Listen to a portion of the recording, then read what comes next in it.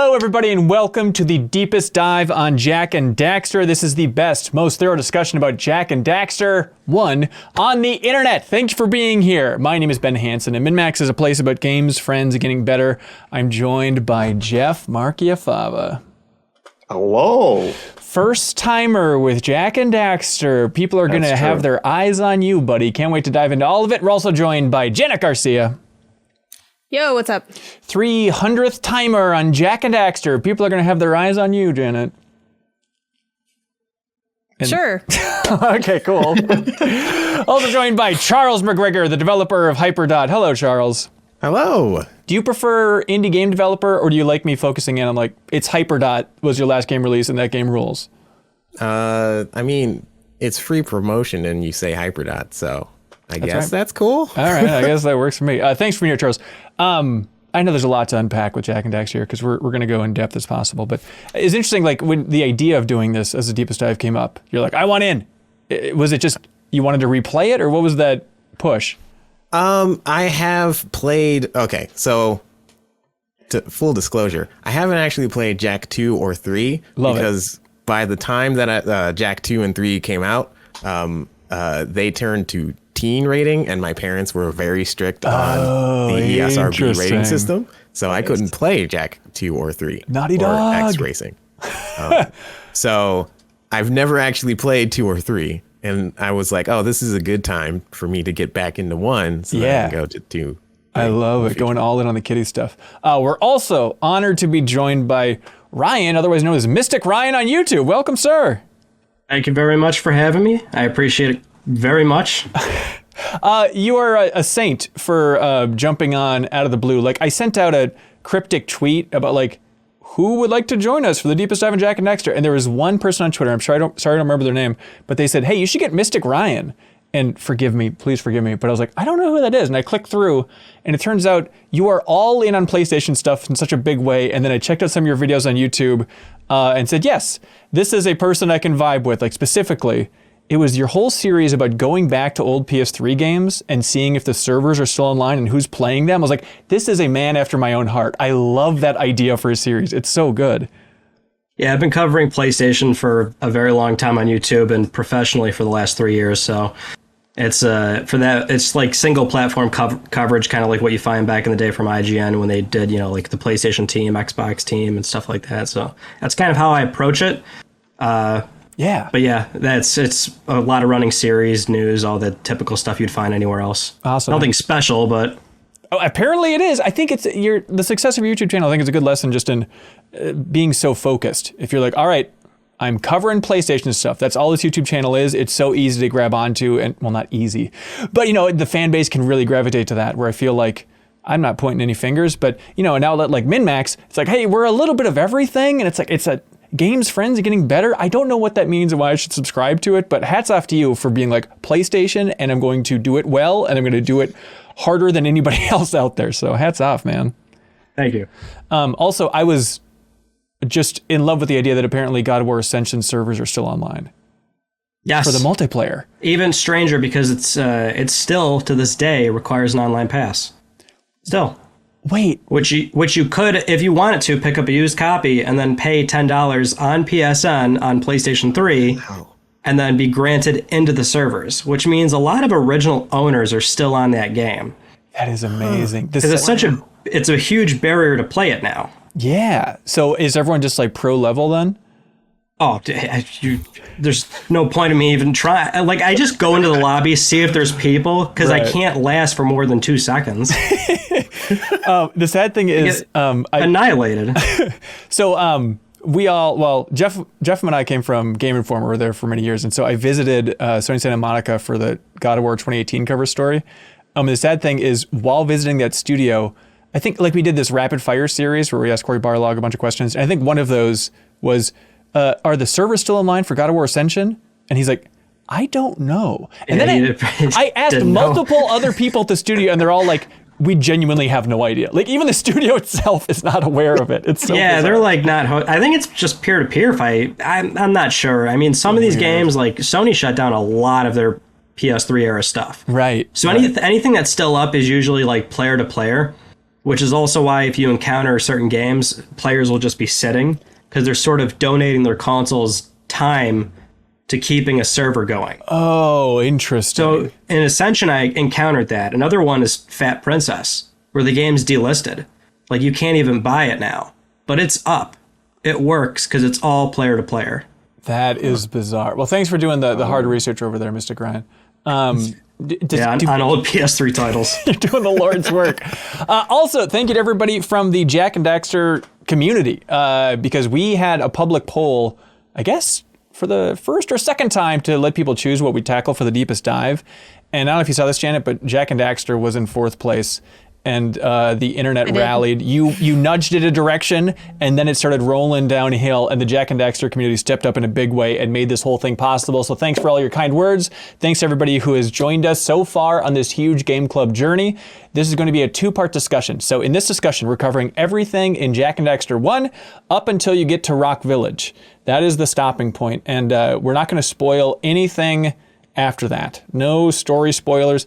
I'd imagine at some point we might talk about, like, gameplay mechanics in Jak 2 or 3 as a comparison, just if you really want to go in blind, but you know, it's an old game, so just so you know what we're dealing with. Next week is going to be the grand finale for the deepest dive on Jak and Daxter. So next week we're going to be covering everything else in the game. So if you're watching this and you say, hey, I have some thoughts on Jak and Daxter, I would like them to read my thoughts in this discussion, you can get that to happen by going to patreon.com/MinnMax with 2 N's. Support us at any tier, and you can submit a comment for us to read in the grand finale for the deepest dive on Jak and Daxter. And if you enjoy this Game Club format, this type of discussion, we need your help supporting it by going to patreon.com/MinnMax with 2 N's. It's there where you can also unlock the podcast version of this deepest dive, all of our other deepest dives. We've also done, you know, if you're a big Sony fan, we also did The Last of Us Part 2, Final Fantasy VII Remake. We've done a ton of these, so any help supporting the format is appreciated because we're inching closer and closer to hitting our goal on Patreon of the Trek to Shrek, which I don't need to explain anymore, but we're going to send Janet in a rocket ship straight to Minnesota, so we need your help hitting that goal. So if you enjoy the format, help support it, please. All right.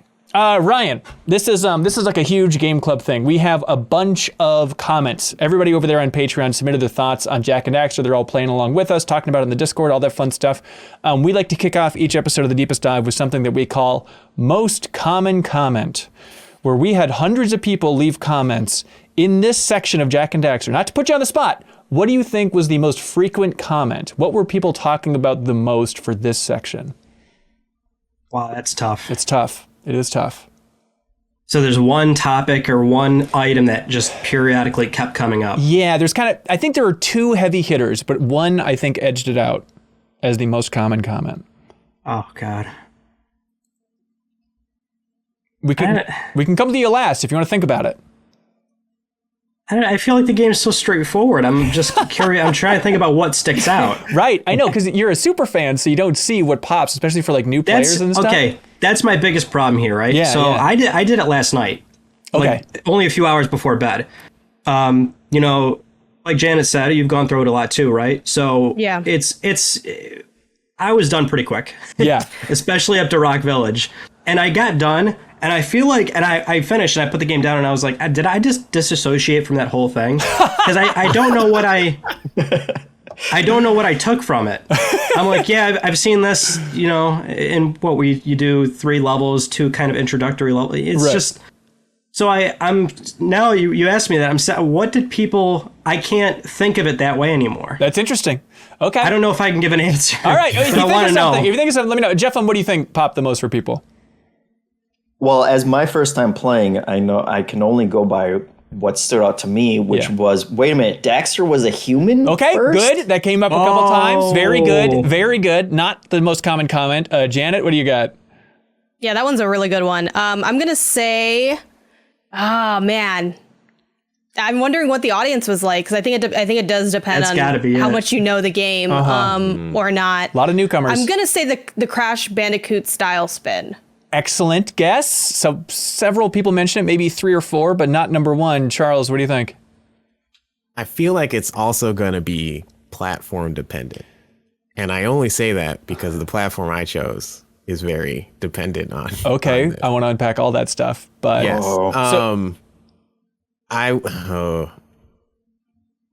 I feel like it has to be something related to other Naughty Dog games.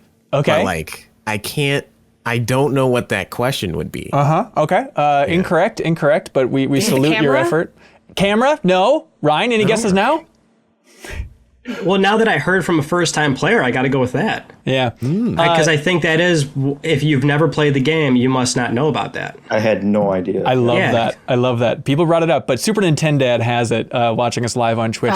It was the animation. Everybody's talking about how great the animation is, how surprising it is, how much there is, frankly. Like, people are all in on the animation, which is pretty rare. I mean, for all the deepest dives we've done so far, we get animation comments here and there, but for a game to like hit you this hard over the head, for all these people in 2022 just to be like, oh, the animation is the standout part of this game, so far at least. Everyone is just gaga for this frickin' thing.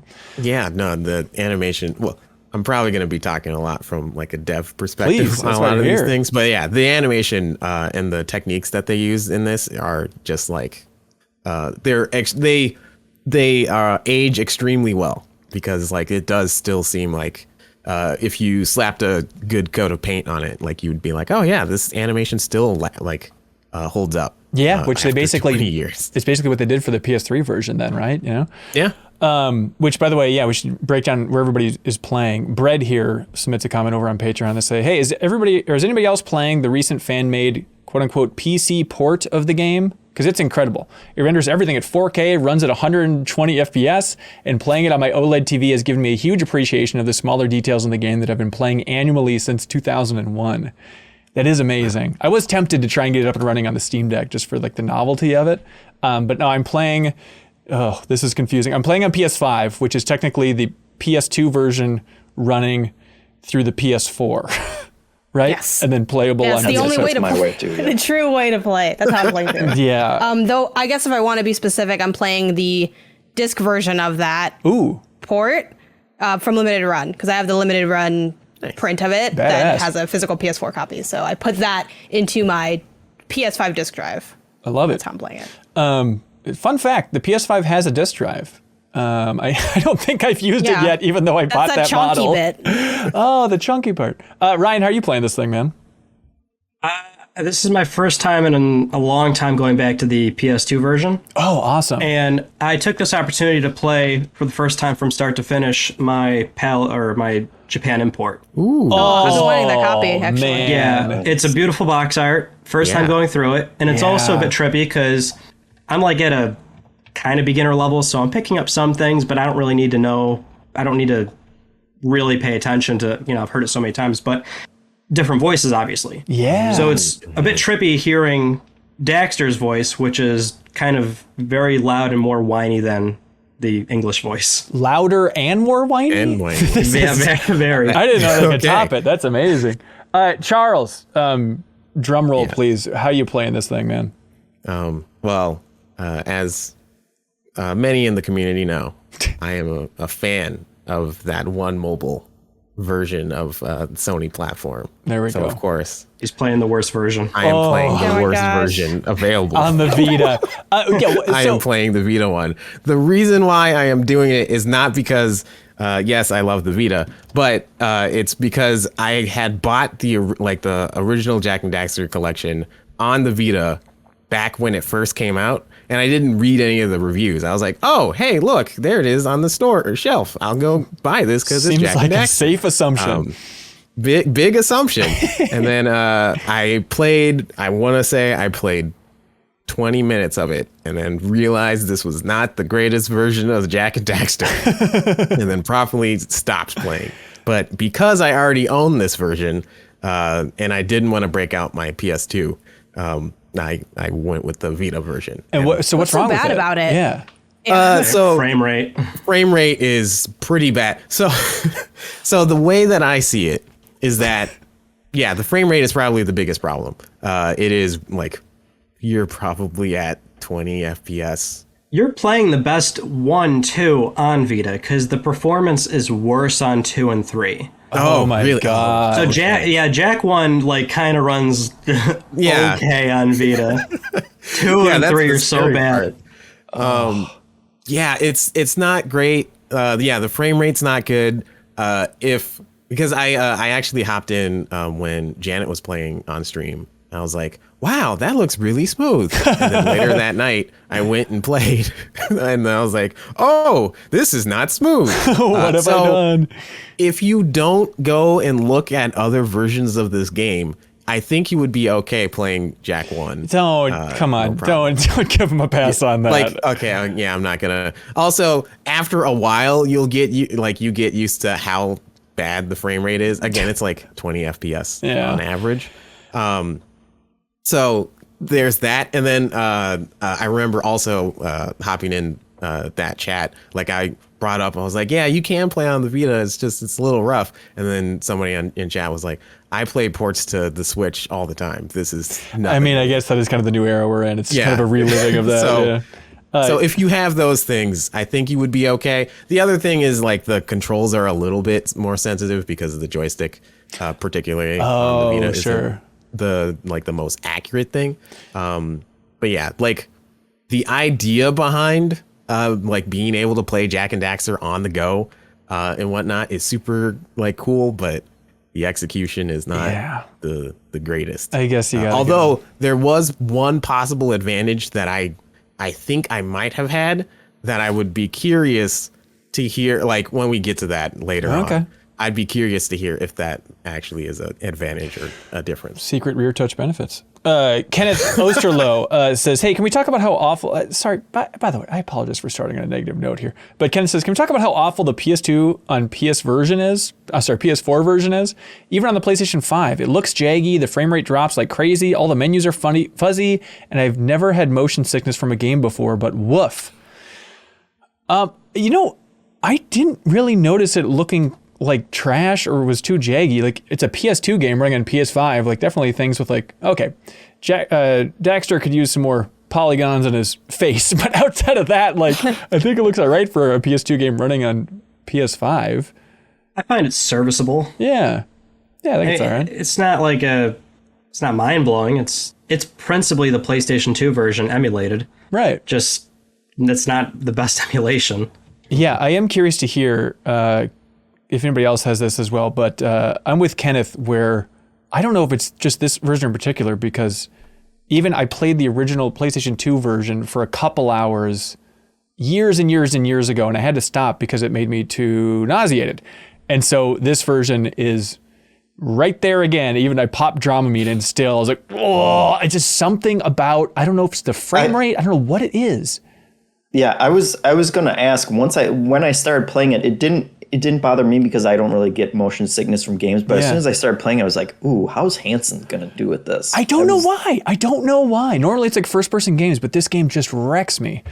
I think the camera moves very dramatically. Like the camera will auto move if you wanted to. Like you could not touch the camera controls and mostly be okay walking around. But most people, I think, would be rotating the camera because you want to be able to like get additional perspectives. But when you do that rotation, it feels very like dramatically moved, which is a little bit reminiscent of when you do teleportation in VR. Not, it's there's a big gap, but it does have that kind of speed to it. And then I think especially too, if you don't change the camera and you have the inverted controls on the X-axis, that just adds to the drama of the whole situation. I didn't mind it because I've played it a million times. I'm like, it takes a second to get used to, but I also don't get motion sick like at all. So right. We got Crater here, who went on the bike ride with us. Charles, look at this. Crater writes in and says, hey, decided to take one for the team is probably the only person on Earth left with a 3D TV, and I booted up the PS3 collection in stunning stereoscopic 3D, and it is fine. Honestly, it's mostly noticeable with things like the HUD and the pause menu appearing as a floating layer over the main game, but it's certainly no Super Mario 3D Land. Well, I'm glad you're doing that, Crater, because definitely, people are asking about the best version to play, and it seems like the hardcore Jak and Daxter fans out there are like, okay, you have to play the PS3 remaster, and it's so bizarre that version isn't available on PlayStation 4 or PlayStation 5. But I actually heard of a lot of people saying not to play the PS3 remaster because of additional bugs that it introduces, but I didn't have that experience playing the PS3 remaster. So okay, right on. That's just me. Like when I mentioned that to people, a lot of other hardcore fans will say, no, the PS2 version, the original PS2 hardware is the best. But I just feel like play it however it's convenient, as long as it's not the Vita version. As long as you're not a monster. But also, even with you saying all that about the Vita version, which is very disappointing, I'm still going to buy the Vita version. So, like, if anyone has a copy, like, let me know. BDon912 is actually playing on their iPhone with the Backbone controller using the Remote Play app. That's one way to do it. Yeah, so everybody's different. They say, BDon says, I didn't vote for this in the poll, but I've been enjoying playing it so far. I 100%ed this section, but to be honest, I have no idea what's happening in the story because I can't hear the dialogue over the air conditioning, which is why he has to play on his iPhone, is so he can be in the one room with air conditioning in his apartment. So, hey, rough life, but everybody's here. One thing real quick about the Vita version. I'm about to get like really, really nerdy about Vita stuff. I know. So when I first came back to this, I was like, oh yeah, then I can also maybe plug this in, hook this up to my PlayStation TV. Hell yeah. And play it on the TV when I want to, and it doesn't support the PlayStation TV. Oh, that's frustrating. So, that's another. You can't depend on that. Yeah, it's you can't at all unreliable. depend on that. It's rough. Andrew Burns writes in over there on Patreon and says, first off, I want to express how excited I am to have Mystic Ryan here for the Deepest Dive. Mystic is easily my favorite YouTuber and the only other entity I support on Patreon. Congratulations on being an entity, Ryan. So it's incredible to get you together in a single video, especially to discuss a game that means so much to him.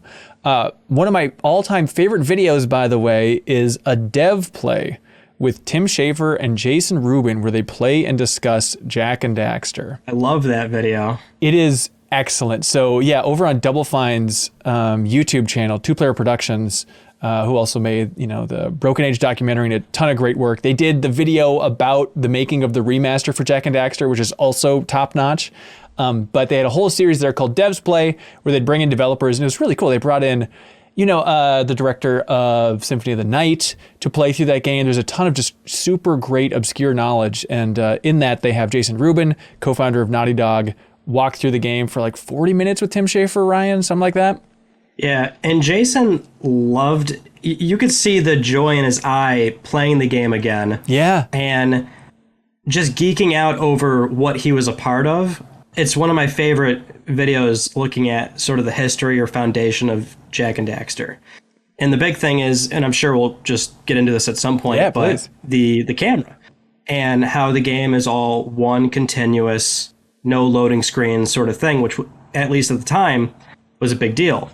And so Jason's kind of geeking out about that and going, look at how, the camera often has a lot of free movement. You can leverage it and pan it around and look at whatever you want normally. Yeah. But there's very specific moments where you can't move the camera. And those are the movements and moments where they're handling their world streaming to make sure that next level comes in just at the right moment. And I love how he's just so happy about it and looking at it again. So it's a great video if nobody's seen it before. Yeah, it is excellent. It's a lot of him, not exactly bragging, but just pointing out like, hey, in 2001, this was revolutionary. You need to appreciate even just small things like having a cutscene, walking up to an NPC and it jumps to a cutscene. And then if that NPC character references something in another part of the map, like a treasure chest, and then it just cuts to that treasure chest and cuts back. It's like, we did not have that pre-rendered. Like we had to have that booted up in the RAM, ready to go to show that part of the level. Like it was such a magic trick for every part of this. And he did a great job of showing off this one section of like, okay, looking out, you can see all the places you can go in the world pretty early on in Jak and Daxter. And it's like, okay, you can go all the way to that area over there, so let's start heading there. And it's clearly the low poly version of that part of the map, but we need at some point to transition it to the high polygon version. And so there's parts, like you mentioned, Ryan, where the camera will be taken out of your control and it just like rotates and looks at a mountain real quick, and you wouldn't even notice it in a big way if you were playing. And then the camera goes back, and that was their transition to load at this other part of the map. And yeah, that was their mission early on. It was like the early tent poles is, we want a game world after leaving Crash Bandicoot behind. We want a game world that is seamless and there's a day-night cycle. And he had an interesting way of phrasing it too, where he said he wanted it to be Mario 64, but with intent. And how did he phrase it? He had a good way of putting it. I can't remember exactly. Yeah, Mario 64, but given reason and continuity, not just a bunch of toys. which I think mission accomplished overall here. But by the way, that loading screen thing, that was the second most common comment. So many people wrote in about it. I really thought that this game was going to be, I remembered it at least from the little bit I played. I was like, I think it's a little bit more like Crash Bandicoot. I think it's just kind of like level to level. And I was confused out of the gate about like, wait, is it really just I can walk all the way over here and it'll pop up the name of the level once and then, okay, that's just the Forbidden Forest. Now I can go back over there. It's jarring when you're used to platformers of this era. Eric Dowdy here says, hello, fellow deep divers. One memory that came to mind while making my way through Jak and Daxter again was this is the first game that I can remember playing that had no load screens whatsoever. I remember that blowing me away when I played it 20 years ago. Are you aware of any high production game around this generation or before that didn't have loading screens that I may have overlooked? Ooh. Yeah, it's tough. It's like N64 stuff, I guess, with the cartridges, but that feels a little bit different, you know? Yeah. I can't think of... I'm sure there's something. There might be something. I can't think of anything. I can remember really long loading times. Like booting up GTA? Yeah. Crash Bandicoot, the first one on PS2. Oh, Wrath of Cortex, that one had like a forever long loading time. And like me and my brother would make fun of it and be like, all right, 2 minutes, let's go. You want to hear some inside drama with Wrath of Cortex? Because this is... So Naughty Dog, everybody knows, made the first 3 Crash Bandicoot games, then made Crash Team Racing, and then moved on to Jak and Daxter, naturally, right? And then Traveler's Tales, who went on to make a million Lego games, they picked up the mantle with Universal, and they made Crash Bandicoot Wrath of Cortex, which is the first PS2 one. Believe it or not, Naughty Dog's a very competitive studio, and they demand top-tier quality. And I guess they were pissed about how many letters they got from fans saying like, you really dropped the ball with Crash Bandicoot Wrath of Cortex. And so I guess there's a long correspondence between some heads of Naughty Dog and Traveler's Tales. And apparently Jason Rubin in particular wrote to Traveler's Tales and says like, this is embarrassing. Like the only way you should be able to charge full price for Wrath of Cortex is if you bundle the 3 games that we made along with it, because this is a trash game. And then apparently Traveler's Tales wrote back like, hey, well, it sold better than any of your games. It's like, well, yeah, but that's because Naughty Dog got the precedent rolling. So I guess there's this big back and forth with a lot when of... you had to smack talk via just email or letters. It's like, I'm going to angrily write this. I paid for postage to direct your game. Yeah. Let's see. Jason writes in, not Ruben, I don't think. It says, this is the first game where I could look in the distance and walk to whatever it was I was seeing. No fog, no load screens. It absolutely blew me away considering this was less than a decade into 3D, even then being a thing in games. Dre Kindhorst writes in and says, I love how fluid and connected the world is in this game. It feels like one large environment rather than a collection of segmented levels. Even the journey to Rock Village is done through gameplay and not a loading screen. Time McWhirter, last one on this point, says, requiring the player to enter a portal for the tutorial sets the expectation for a Mario 64 type hub world, only to shatter that expectation with the biggest flex of the nascent PS2 era, a seamless open world. Great fake out, Naughty Dog.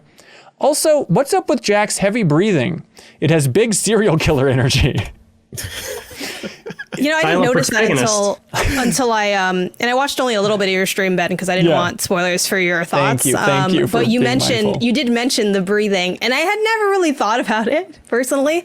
I don't know. I guess it's part of the drama, right? It's like, how do you give him a little bit of personality? And it's the classic almost talking, right? He has that scene in the opening cutscene where it's like he's gonna say something, but oh no, he was interrupted. So we'll never know what he sounds like unless you play the second game. Then you know. And then I always find it notable that there's so many ambient noises because of Jack's lack of talking in the first game. So the one thing I love to hear is when he's on any sort of precursor, old precursor technology or architecture.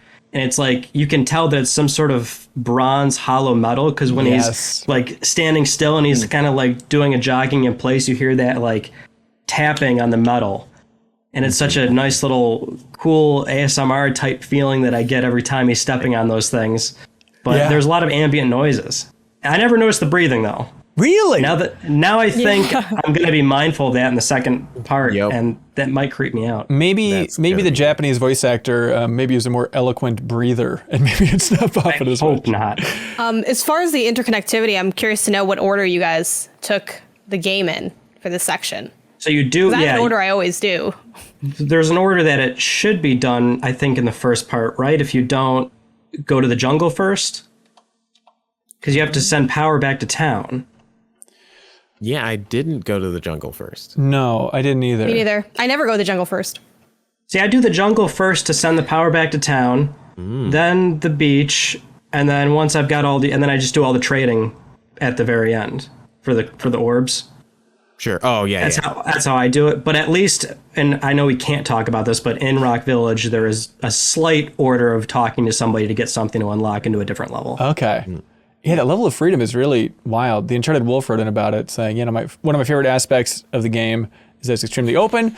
Like Mario 64, while the game directs you to head to Sentinel Beach first, you can instead go to Forbidden Jungle first in order to open up Misty Island and the hidden cells in Sentinel Beach.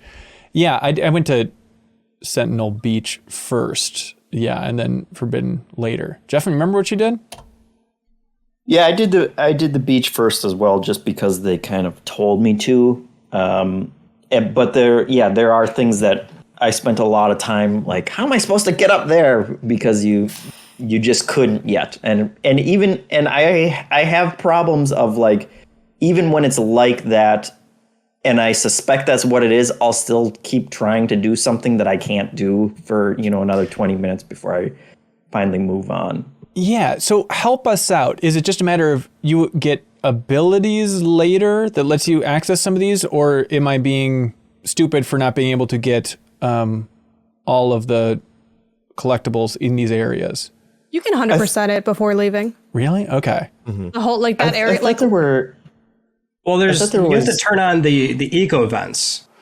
Yeah. So granted, I'm not like a speed runner type. Like I know this like the back of my hand. I've played it maybe, I don't know, I estimate 20, 25 times. Jesus. I have no idea. It's a casual, quarter of 100. Right, but that's over 20 years. You know what I'm saying? So it's like I don't know what like a speedrunner would, where they do it hundreds of times. But it's just offhand. I remember there's definitely certain things that you should do it in a certain way, just so that when you get to that level, events open or a race is open or very specific. It's not heavy in Jak 1 at all, but it's there. Yeah, there are elements of that. There's some, it's light, but it's there. So I've always it's been wired to I'm going to do the jungle first. So I'm going to turn the blue eco vent on. I'm going to send the power back to town. Okay, that's all done. Now I know that all the orb trading can be done in one go, because you can trade with the mayor and your uncle. But I also don't even remember if those things are gated behind that. That's just how I do it now. But you can do the beach first if you want. But you will have to go back to the beach to finish it because the events will be on. All right. Yeah. So, okay, then there you go. I just don't know if I can't remember exactly what eco events were gated, because I've done it the same way every time. The little the blue ones, because you need it to use the launch pads. Yeah, I always first talk to sometimes I'll talk to a couple of the townspeople. I definitely always talk to the sculptor because he's on the way to the beach.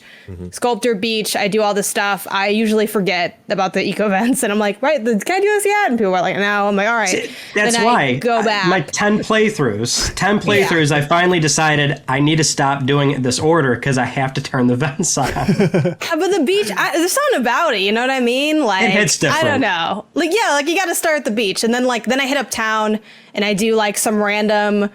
It's very chaotic. I do some of the random trades. I try to carefully get the orbs so I don't miss any, because if you miss a cluster, it's just a pain.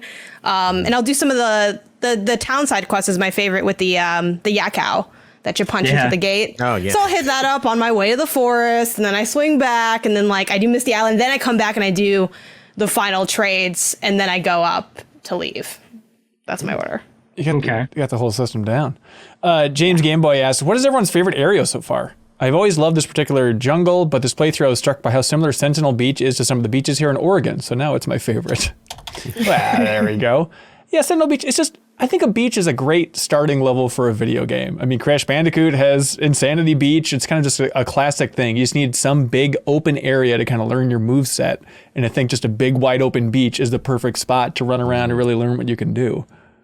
The new Kirby game starts on a beach. See? Yep. It's very inviting. Yep. Yeah. Games should always start on a beach and end in a factory. That's really the core of game design, so I think. Yeah, you Are you talking about Resident Evil Village right now? I think so, yeah. It's a mainstay. No beach though. But. Plus, I'm a sucker for any cartoon gag where you have to break open an egg and then a little baby bird imprints on the wrong thing other than its mama. Always funny. So when you smack that thing and then it breaks open and it sees Daxter, that is comedy, ladies and gentlemen. Yeah, I did that. I got up to the egg and broke it before I had talked to the lady below it to give me like the mission or whatever. So I knocked it down and I was like, what is going on down there? And just jumped down and talked to her right away. And she was like, you did it. Yeah, like, totally. Okay. Yeah. That's what happened to me. And this was me using my knowledge from 20 years ago of being like, oh yeah, you're supposed to talk to her. And then she'll say, hey, there's something up there. Yeah. But I love it. I love that it didn't gate you out of it. It's like, oh, you accidentally completed the quest. All right, mission accomplished. Aaron T here submits on Patreon saying, so that chase the Seagulls precursor orb on Sentinel Beach, how exactly did the Seagulls cause an avalanche? Well, you see, there's a lot of seagulls moving around. Wings are moving so quickly. It's like, I think they knock into like the boulder that falls down. But it is very much a scientific reach. And it's funny that they have that quest because I feel like I love that they have stuff like that where you just trust the process and like things will happen. But I do wonder how challenging some of those things are if you haven't played it 800 times. Yeah. The Seagulls, I should do a better job of actually tracking what the objectives could be, because I'm just kind of messing around these levels and I noticed that, like, okay, they're doing a lot of VO for the Seagulls. Like, they got Daxter being like, hey, Seagulls, let's buzz them for kicks. It's like, oh, okay, Naughty Dog's very proud of their Seagull tech. That's interesting. It's like, it's cool tech, sure. It's like, oh no, they're trying to actually steer you this direction very specifically, but I'm sure they're also very proud of the Seagull tech. Yeah, and it's kind of, it ties into kind of the core of Naughty Dog, even that we still know so well. Like, it's like, all right, here's a fun thing to do in the gameplay, and then the VO will comment on that. Like, I love that. There's so much back and forth with the Seagull VO. That was something that I did pick up on. Like, I picked up on it right away because I don't know if it is because I've played like a lot of Naughty Dog games recently, or if it's just like my game dev brain kicked in and was like, oh, you're trying to tell me to do something right now. But as soon as I heard that, I was like, oh man, yeah, this is some of the origins of just what seems to be happenstance talking and to be something that's more prominent later on and stuff. Yeah, it really feels like this is a great genesis for so much of Naughty Dog's ambition. And it, you talk about how much Jason Rubin seems to love this game in that Devs Play video, Ryan. And like, I think a lot of it too is just like, it was their first baby. It was their first real creation. There is obviously Crash Bandicoot, very important. I love those games. But it sounds like by the end of that relationship, they were just fried about dealing with Universal. And like, even with Crash Team Racing, apparently they started developing a kart racing game with just like generic characters. And they're like, hey, we're so sick of Universal. Like, Sony, if you can talk to Universal and get Crash characters, great. Otherwise, we'd be happy to leave them behind. And so it just feels like after years of cranking out these Crash Bandicoot games on an annual cycle, they were very eager to like, let's just work with Sony. Eventually, we'll get bought by Sony and just make something fresh and new. We don't want to have to deal with those hacks who don't really understand games. Maybe since Universal was, just dabbling in that era back then. But yeah, I forget if he was in that Devs Play or where it was, but they talk about the creation of Jak and Daxter, and I think it was, because Jason Rubin was talking about like how, Daxter we're really proud of, and he feels like a unique vision, but when it comes to Jak, they're like, we focus tested a little bit too much, and we had like Sony Europe and Sony Japan and Sony of America all give their input, and it kind of just resulted in this blob of an elf character? That was the same video. Okay. He said Jak was designed by committee. Right. Which they weren't too like proud of at the time. He didn't seem that down on it, but it sounded like there was a little bit of regret that he maybe didn't double down on like, this is what we want him to look like. Sure. But he did go at the time where they had to go through so many different marketing arms to look at it and go, well, for this market, he should be this. For this market, he should be that. Right. And Daxter's kind of, it's like a little fuzzy furball. Like, I guess that's more approachable for other territories, but yeah, that's what he was getting across. Yeah, easier to understand. I was Games Radar has a making of Jak and Daxter. I think it's in that, where they talk about the origins of like, the sidekick character and having Daxter to begin with. And I forget if it was in that article or where. I've been doing a lot of research on the development of Jak and Daxter. But the point is, they cited Mulan as a reference. We really like Mushu in Mulan. And so we wanted that dynamic. And then the animators referenced Aladdin and Abu for like all of that, like running around his body and stuff. And it's like, of course. Like it's so Disney, but I didn't quite pin it on exactly Aladdin and Abu from an animation standpoint. But that's exactly what they're going for here. Yeah, I find that funny too, because Aladdin is my favorite Disney movie. Yeah. So like when I read that factoid as well, I was just set up to like these two things specifically. Does anyone else get kind of Jim Carrey vibes from Daxter? He feels like bordering on Ace Ventura at times with the tone. Now that you said it, I can't un-experience it. Yeah, I can see that. I can see that. I guess you got to go for the most animated actor. Get him out there. Yeah. Tony the Swordsman has a question for Jeffum, the Jak and Daxter expert, saying, hey, is everyone an elf? Are they like sci-fi elves? Also, you can tell that Jak is the protagonist because he has goggles. It's the classic anime trope. Yep, Yeah. there it is. Daxter has goggles too. Oh, that's true. Great point. Jeffum, what are these lovable creatures? I think they're, humanoids in a slightly different, weirder world. I think. Now you have me questioning everything. I know. It's the linkification of human beings, That's right. I think so. Yeah, you all are very lucky for having, some of you have the knowledge of like Jak 2 and 3 that probably helps explain this world a little bit better. But it is weird. Not the species part. Oh, okay. Not that part.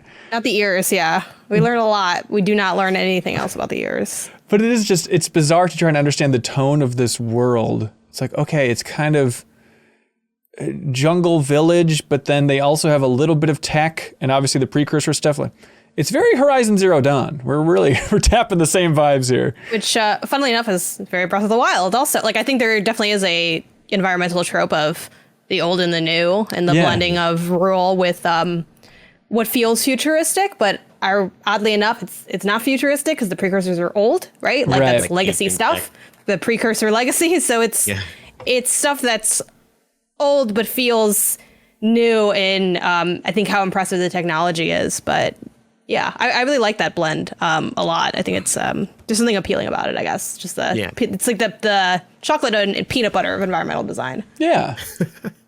It reminds me of Atlantis, the Disney version of Atlantis. Like, where it's like, oh yeah, this is like clearly ancient technology, but it feels futuristic because there's like a blue glow or whatever, and things are floating. Yeah. But yeah. Complimentary Water writes in and says, it's been freaky learning that one of my first childhood games, Treasure Planet on PlayStation 2, totally ripped off Jak 1. Identical player moveset and animations, a slapstick sidekick, gather 50 orbs to heal, use time power-ups to activate devices, collect power beacons to progress. Y'all ever unknowingly play a shameless clone before encountering the original? Andrew Burns also then comments on that comment and says, from what I remember, it even has the fish minigame in Treasure Planet on PS2. So if you're a big Jak fan, maybe we all need to go back and play Treasure Planet on PS2. Never played that. Well, there we go, Ryan. We got it queued up for you. That'll be the next deepest dive. Please look forward to it. Yeah, all the stuff with the eco, just playing a little bit years ago, I completely forgot about that. And I certainly forgot about like how early on they throw that at you of like, you're not that far in the tutorial before it's like, oh, and by the way, there's crazy blue electricity that'll run around, and it's kind of a lot of almost timed platforming puzzles then just to get from one area to the next. Jeff, do you have thoughts on just the eco in this game? Yeah, that the blue eco, I guess, kind of makes sense in that kind of gameplay mechanism way. It's the green eco that really stood out as being weird to me. The idea that like you collect 50 of those to get one of your heart things back. So I want to be collecting it to kind of get up close to 50 and then just kind of sit on it if I do get hit, so that it's easier to refill right away. It's a weird way to handle health, but it's interesting in how unique it is. Yeah, I ended up and then there's just that one very small part where you have red eco. All of a sudden, it's like, hey, you can attack harder. It's like, okay, and I think and then they pull it out in that arena too, right? There's one huge arena. Yeah. Yes, is that red eco too? Yeah. I think so. I think the enemies. Was it blue? These are the ecos, at least in the context of the world. It's meant to be a gameplay modifier. So green is the health, but red is supposed to be more powerful. So the strongest enemies up to this point in the game would be the larger lurkers on Misty Island that take 2 hits. Yeah. Red eco, they're down to 1 hit. And then again, we can't talk about it, but there's eco later that modifies you further. Interesting. Okay. Yeah, Luca Resigno over there on Patreon says, replenishing your health with green eco almost never happens. Yeah, I feel like it wasn't really factoring in a big way. They do strategically place larger clumps of green eco in areas where they expect you to take some hits. Okay. So, like, again, on Misty Island, if you're going up that kind of rickety, like, barrel thing, you know what I'm talking about? Yeah. Yep. And there's those halfway points where you could, like, you can stop it. Yeah, there's larger clumps of it there. Which, like, collecting, like, 50 of them, like, you don't have to. You can just wait for a big one. It's a nice bonus. Yeah, that's my own inability to not try and min-max stuff. But I did also appreciate just the modern design of, I guess, the checkpoints. And I was dying a lot, and it didn't matter much. And I appreciated that. Yeah, I had that panic of like when I died for the first time, then I was like, oh, do I need to go back and recollect all these things? Like, nope, actually they got you set. It's really perfect. Yeah, that was a surprise for me because again, I haven't played this in 20 years. Yeah, but like that's quite a difference between the sequels then too, because 2 and 3 are kind of on the unforgiving side checkpoint wise. Really? Well, they figured those rowdy teenagers can handle it. That they want to be punished a little bit more. I think is how it works. Oh, I was spared the stress. Oh, you couldn't have handled it. Oh, your brain would have melted out of your head, Charles. So okay, help me out with this. So the green sage, Mr. overly animated flying guy with the log on his head that you meet in the beginning. So he's like the master of green eco, or he just like is a researcher of green eco? Is that the idea? Sage. He's a sage of green eco. Okay, so what does that mean exactly? He just focuses on it? Sure, that's his lore. Yeah, that's why he's green. It's from tinkering with the ego. Legitimately, like that's written in the development journal of like the character. But yeah, like that's him. Like that. I don't know. Okay. Other questions like why is he asking questions? And I think it's like that's who he is. Like what is Samus the Sage. And like he has sort of a little bit more of like a kinship with nature kind of thing. Right. I think because of like the green eco sciences, so that's why he has like the birds and the logs and he has everything. And he has the Crash Bandicoot plant, which I really liked his little Easter egg. He's got that throwback to Crash sitting in there. Let's see those Universal lawyers go after that. I assume they didn't. I don't know. Neil Thompson says, the Green Sage is a massive dick to Daxter for seemingly no reason. Daxter is obviously the goofy character to dunk on, but the Green Sage just takes it to another level. It's very funny, though. He's like a stern father figure. Yes. Mm-hmm. Yeah. I mean, it really comes off as they have a history there of Daxter must have just been a pain in his butt for a long time. Nope. Was the way I read it, at least. Yeah, I do like that line from Daxter, too, where he's like, oh, if I fall into Dark Eco again, maybe I don't want to become you or turn into you or something like that. So it seems like a fun back and forth. But no one really seems too traumatized by Daxter transforming into a different body type. I was waiting for like some weird Cronenberg style like horror, like what have I become? It's just kind of like, I mean, he did that in the beginning. Yeah. He was a little yell. scared. I love that yell with the gap and then the camera tilting down and then him yelling again and then zooming out. It's very over the top in its like goofy cartoon kind of nature of it. I think everything about the way that opening is shot. I think the opening monologue is like one of my favorite things in a video game ever. Really? Like, I love that. Yeah, it's so good. Where they're like, even the plants the don't rocks, remember. But the rocks do not recall. I was like, he's spitting bars right now. Are you joking? Are you joking? When he said that, Then he says, even the rocks do not recall. I'm like, man, this hits. Like, this is good. This is good writing. That's what turned into a poet. I was really impressed by that too, and just like, 20 seconds in, I'm like, oh wow, they're just setting everything up, and this, like, they've already got me. I'm interested in, like, what this lore is and what this mystery is, and then it kind of transitions into that, not just good, like, storytelling and setting up the narrative, but then you also get his personality in there, where he's like, these jackasses aren't listening, basically, like that kind of humor on top of it, and it was instantly just, okay, like, they care about the story. They got a good sense of humor going, and I think that quote that you read about there being intent behind things also carried over for me into the objectives.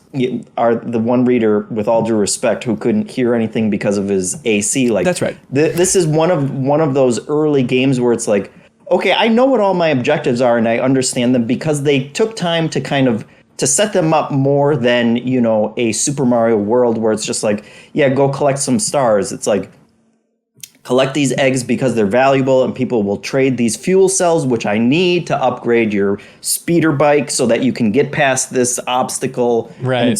They've just, like, every step of the way, they have a reason for all of the normal kind of 3D, platforming things that you're doing and collecting. And it's so nice that they're like showing you all that stuff too. Like, okay, this is the part of the Fire Valley where you need the zoomer to actually get through, or like, okay, we're trying to get to the north and contact the sages up there because maybe they can turn you back into a human/elf, whatever the hell you want to be, Daxter.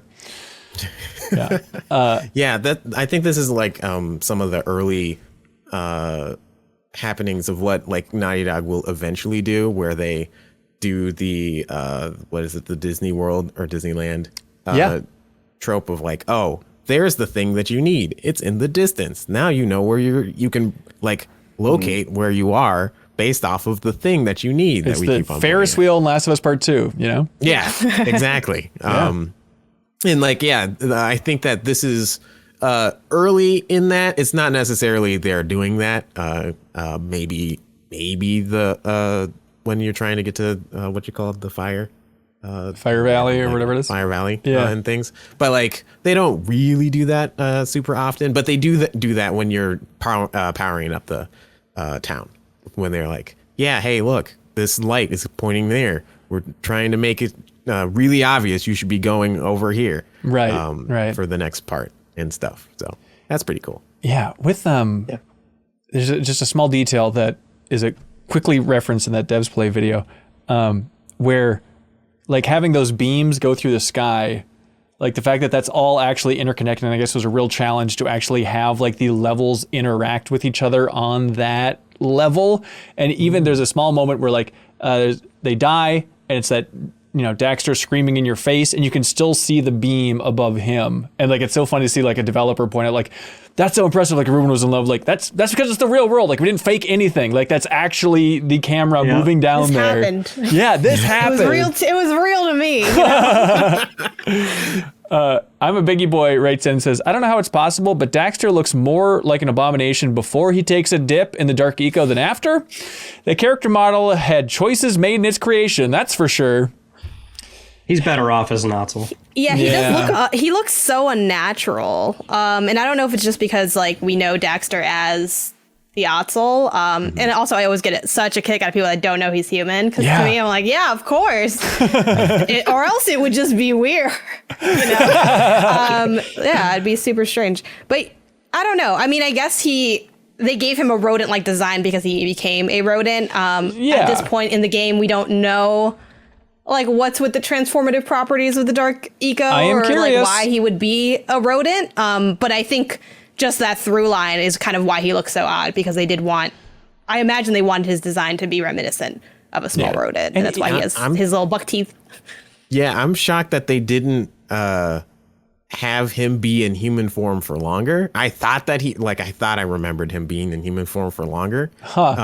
So that you're like, oh no, he's no longer a human. Like, right. But no, I'm like, oh yeah, this is the Daxter I know. It would be nice to have like a gameplay section with them, so that can kind of sink in a little bit more. They're like, oh, it's changing in a big way. I guess it's like he couldn't be some stud walking around, or he wouldn't have that kind of weaselly personality, you know? That seems like the right type of face for that type of personality, if I may paint with a broad brush. He's really got it. Daxter is definitely he's kind of a sleaze, you know? Like, I mean, he's fun, but he's a jerk. Yeah, even like, the first time you see like the Sage's daughter walk into the house, doesn't really acknowledge, I don't think that Daxter is a different creature, but like immediately he just goes into like flexing mode as she's like walking by. I was like, oh, you think you're going to pick up on this lady now that you're a weasel thing? Like, what is your strategy here, man? He's always been a little Johnny Bravo. Yeah. Yes, exactly. So the other Jak Universe game that I played was Daxter on the PSP. Hell yeah. And that such really a good game. Interesting. Yeah, I know, right? So wait, you played really Daxter. Did you play that before Jak 1? No, I played Jak 1, okay. and then I played Daxter. But you never played 2 or 3. Never played 2 or 3 or Jak. So you're working in sequential. You've got a sequential order going. That's the true order of the lore. You're heading right there. Where does the other PSP game come in? Was it Lost Frontier? We don't talk about that. It's like a race. It's like a whole another thing. Oh, okay. And Jak X. It's a racing thing. Okay, and Combat Racing. That's after 3. Yes. Okay, yeah. And that's after the world of Jak and Daxter learns to love and appreciate Queens of the Stone Age.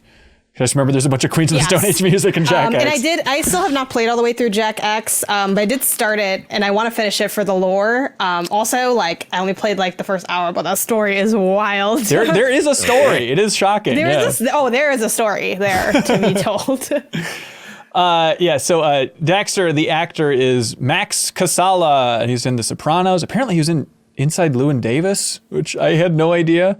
And I thought, playing this, I was like, man, that seems tailor-made for that actor being on Cameo. He could make bank just sending messages as Daxter to people on Cameo.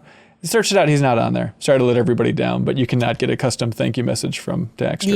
Yet. If you're listening, Max, go on Cameo. Coming at some point. It comes through us all.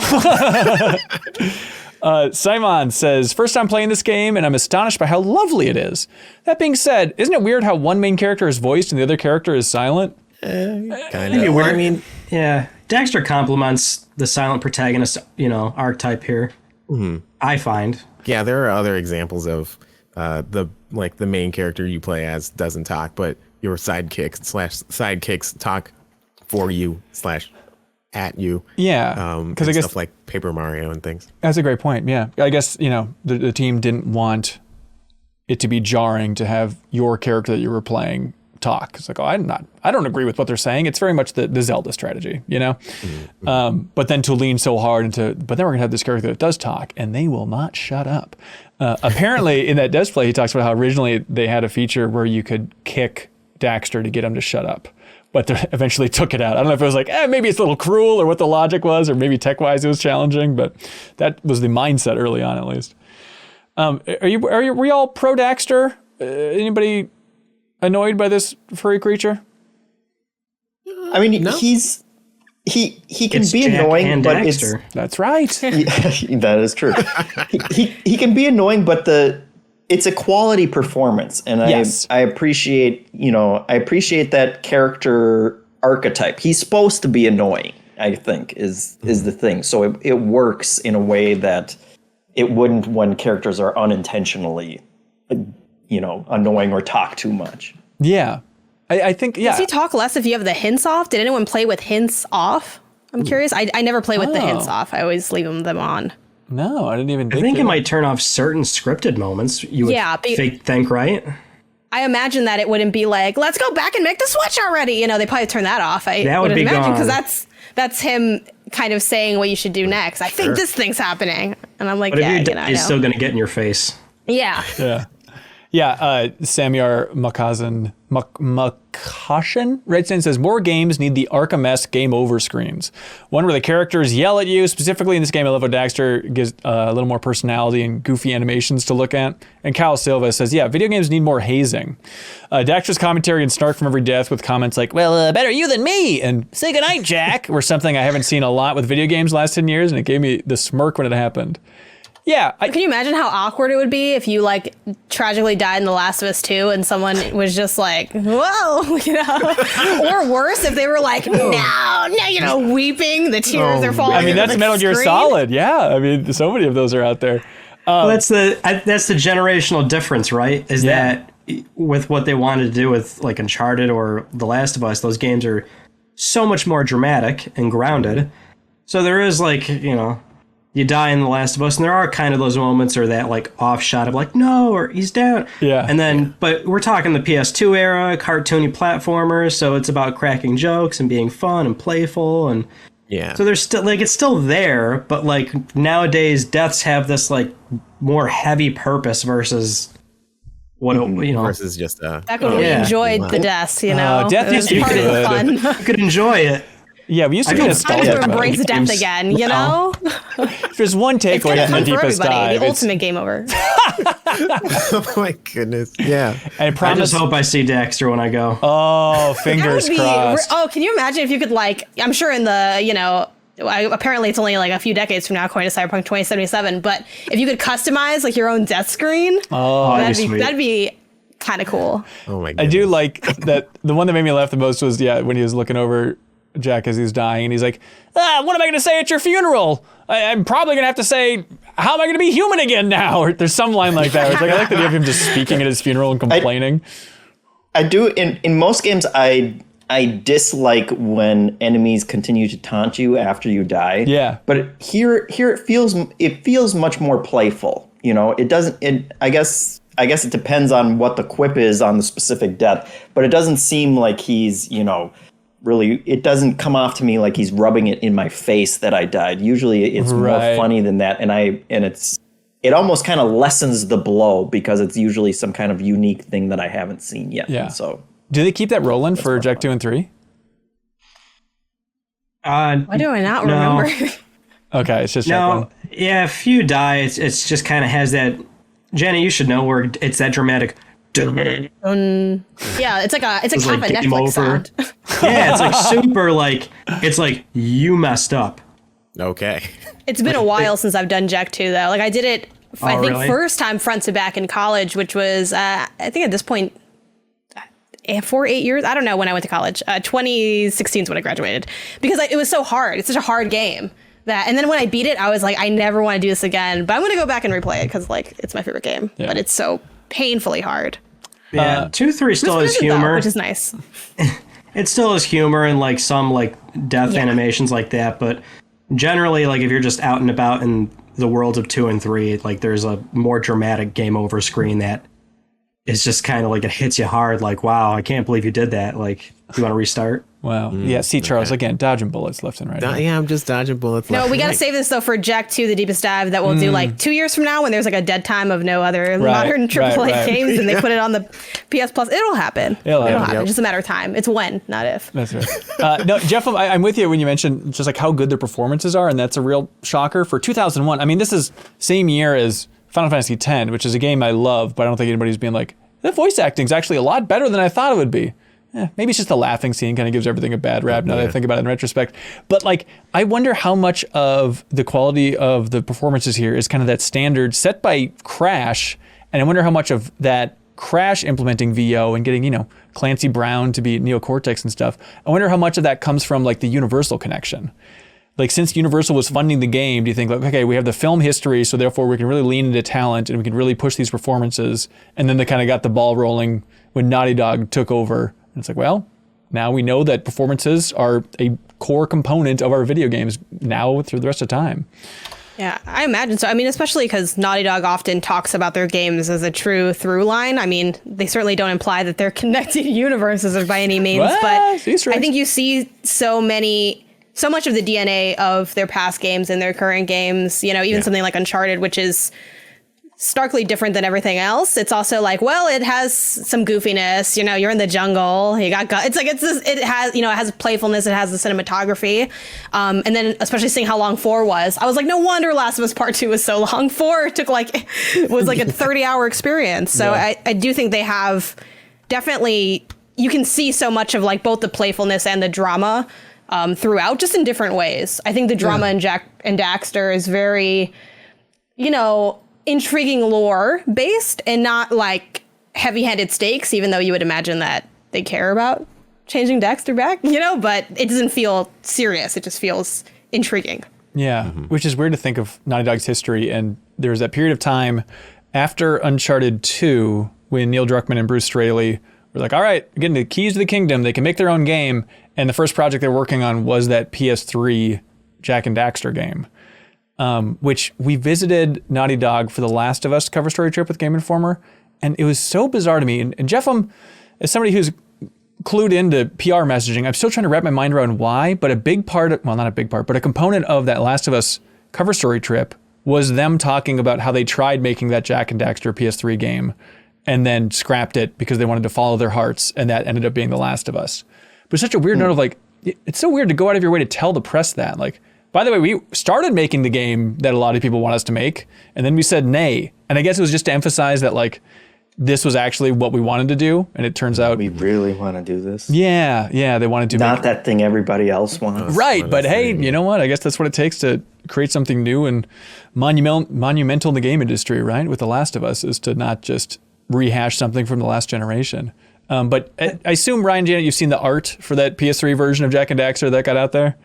I think there's a lot of points they wanted to get across with being so forward about that. Yeah. And even putting the key art out is that here's a way to acknowledge that franchise because we know people are asking about it. Yeah. Yes, we worked on it, but here's why it didn't pan out because we want it to go into a more grounded world and universe and tell more engaging stories, and we weren't going to get that done with this universe and these characters. Yeah.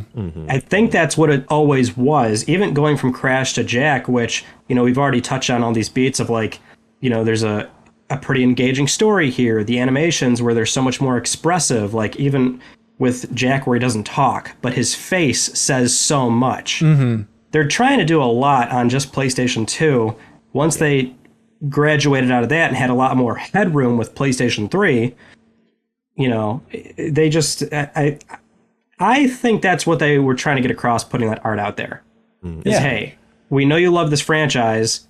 Here's what we were looking at, which we know people would not have liked this because it looked really strange. Right. Really weird. Do you want us to ruin it? We'll freaking ruin it. Is this what you wanted? You know, it's a weird way to address it, but I think they were trying to get a few things across. Here's why we're not doing it, and here's why instead you got Uncharted and Last of Us. Right. Yeah, like I think, you know, people always ask me, like, don't you want Jak 4 or don't you want, like, you know, some remake or whatever? And, like, you know, I've mentioned or like I've joked about that, but I don't really, and I would play it because I obviously love the series. So even if anyone made a Jak 4, I would play it. I play fan-made versions of Jak and Daxter on Media Molecule's Dreams. So yeah, of course I would play that. But I don't need it or necessarily even want it. I think, you know, without, again, I don't want to spend too much of this episode talking about their other games in the series, but I feel like it seemed to fit really well as a trilogy. They seem like they're done with it. They seem fine. The story seems wrapped. And I like having something that was good and then it stopped. I think that's not something all studios are willing to do or maybe even able to do.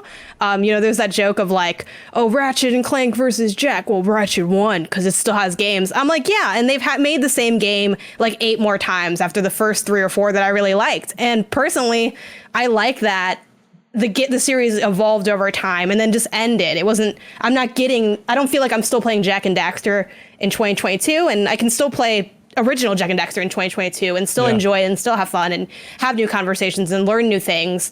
Like, I don't necessarily need a bunch of new entries to feel like I have an enjoyment or connection to this franchise. I mean, I think the amount of people that voted in the poll and are here watching this now or after the fact speak to the love of this thing. And like, it's okay for things you love to end. Yeah. That's just part of creation. I think Naughty Dog, one thing I've always loved about that studio is that the willingness to stop and start something else and change it up and pursue things. I think it helps prevent stagnation in both their work and the industry.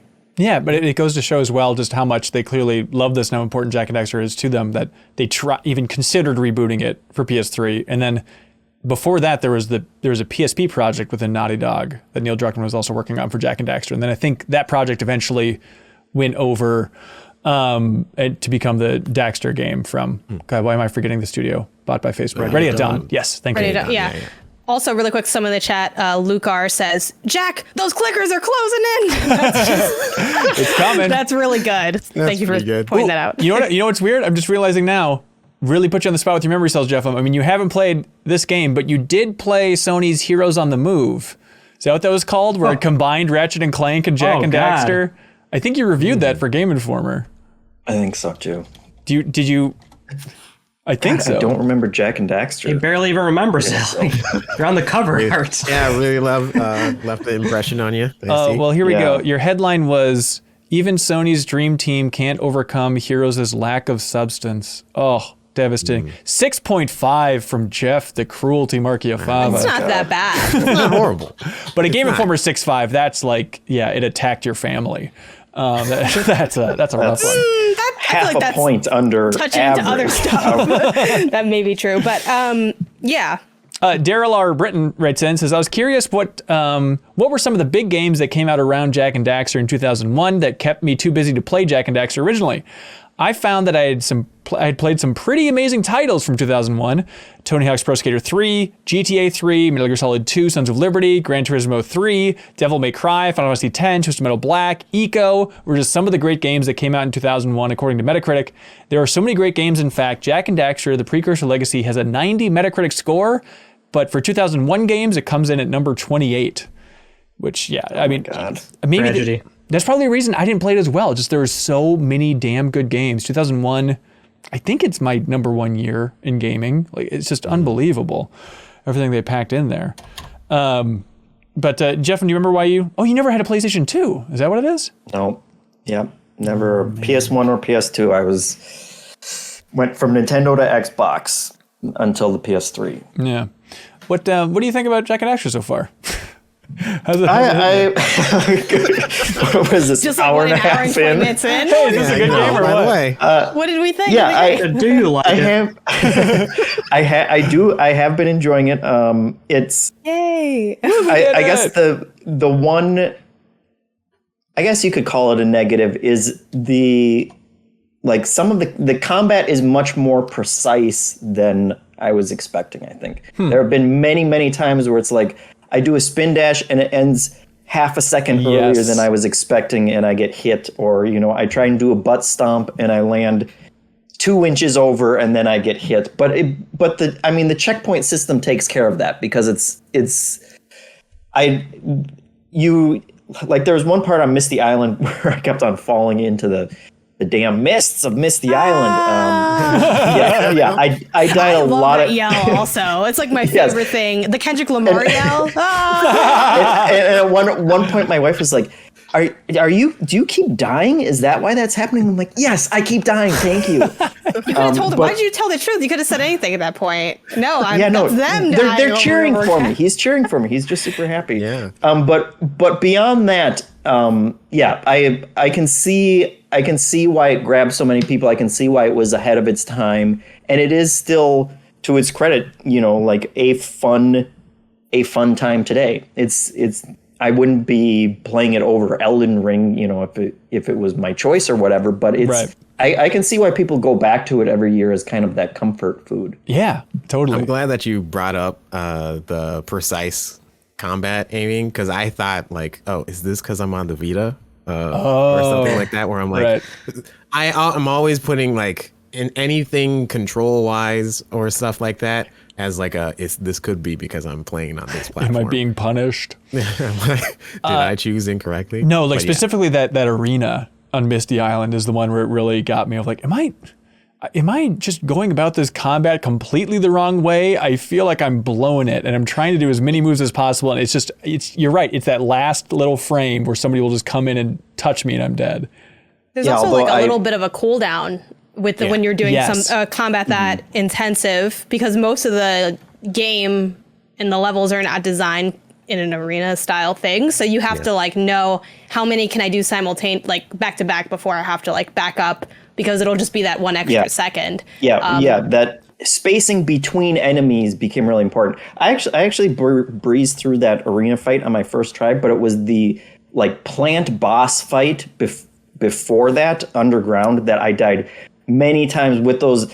And part of it was, like the combat and that setup was smarter than I was, because I didn't realize that those enemies come out with the thorns and you have to wait a couple seconds for those to disappear before you start hitting them. But even after I figured that out, it was like, oh no, like I have to time it so that I'm hitting this guy with the spin attack, and then I have enough space before the other one gets to me that I can pull off the next spin attack. And just kind of that very specific timing. I don't say it as a fault of the game. I think there is a depth there that I wasn't expecting, and that it took me some time to figure out myself. I also died a few times in that section. I think that was when I had my first death, and I was like, the only death, the no death run has ended here. That, or like maybe falling right before then. That was like when I started to take my L's. But that fight is really amusing to me for that reason too. It's pretty straightforward, and okay, it's going to be 3. The plants conveniently open, like the leaves open up to where you can punch. But yeah, there's a lot going on with like, you have to look at like 2 things simultaneously, and like I could see my eyes like unfocusing to see the small enemies, but then like this one's going to attack, and if I could roll, but also I'm near the edge of like a platform, so maybe not. Yeah. I always get a kick out of that boss fight too, or the mini boss, I guess, is more so what it is, because it is literally like PD Piranha from Super Mario Sunshine, which obviously came out later. And I'm like, I'm so curious if they like thought about, like obviously you take inspiration from everything. Like it's not, and Jak is so influenced by Mario, it wouldn't be like wild for it to go the other way. But I always think of PD Piranha during that fight, because to me that's the same fight. Yeah. Hero writes and says, "Hey gamers." Hello, that's us. Thank you. As my platformer brain commands, I must 100% this game. It has been a fairly breezy, enjoyable experience so far. The only standout was the precursor orbs being hidden in the mouth of the plant boss. After you beat it, you just have to keep stepping on its head until it gives you 3 or 5 orbs. I wasted so much time looking for these orbs before asking someone in MinnMax's Discord. And then Craig Belmont says, after defeating the Dark Echo plant, you launch into the air to collect previously unobtainable orbs. Also, the small, unkillable vines are now withered and won't attack anymore. This and seeing other explorable areas in the foreground make collectathon worlds a joy to play in. I think that's the dirtiest thing they did in the entire game, is that plant. Because it's so out of place with everything. And speaking for the rest of the game, those are like the most well hidden. I always remember them, because if you're missing 3, that's where they are. Oh, that's funny. It's really weird, because I find that 95% of the game is so approachable to do a 100% run. It's like not a chore at all. Not even it's orbs are strategically lined up. Here's 5 in a row. Here's 3, in a corner. Maybe it's a little hard to find, but if you're thorough, you'll find everything. Yeah. That's so weird how there's like only a few moments in the game, a few pockets where they make it really hard to find. Most people are not going to run into those naturally. About that, yeah. Yeah, it definitely is the hardest, or like the most hidden thing in that first area. I feel like it is a mostly fine 100%. There's some stuff later that I'm going to try to 100% it.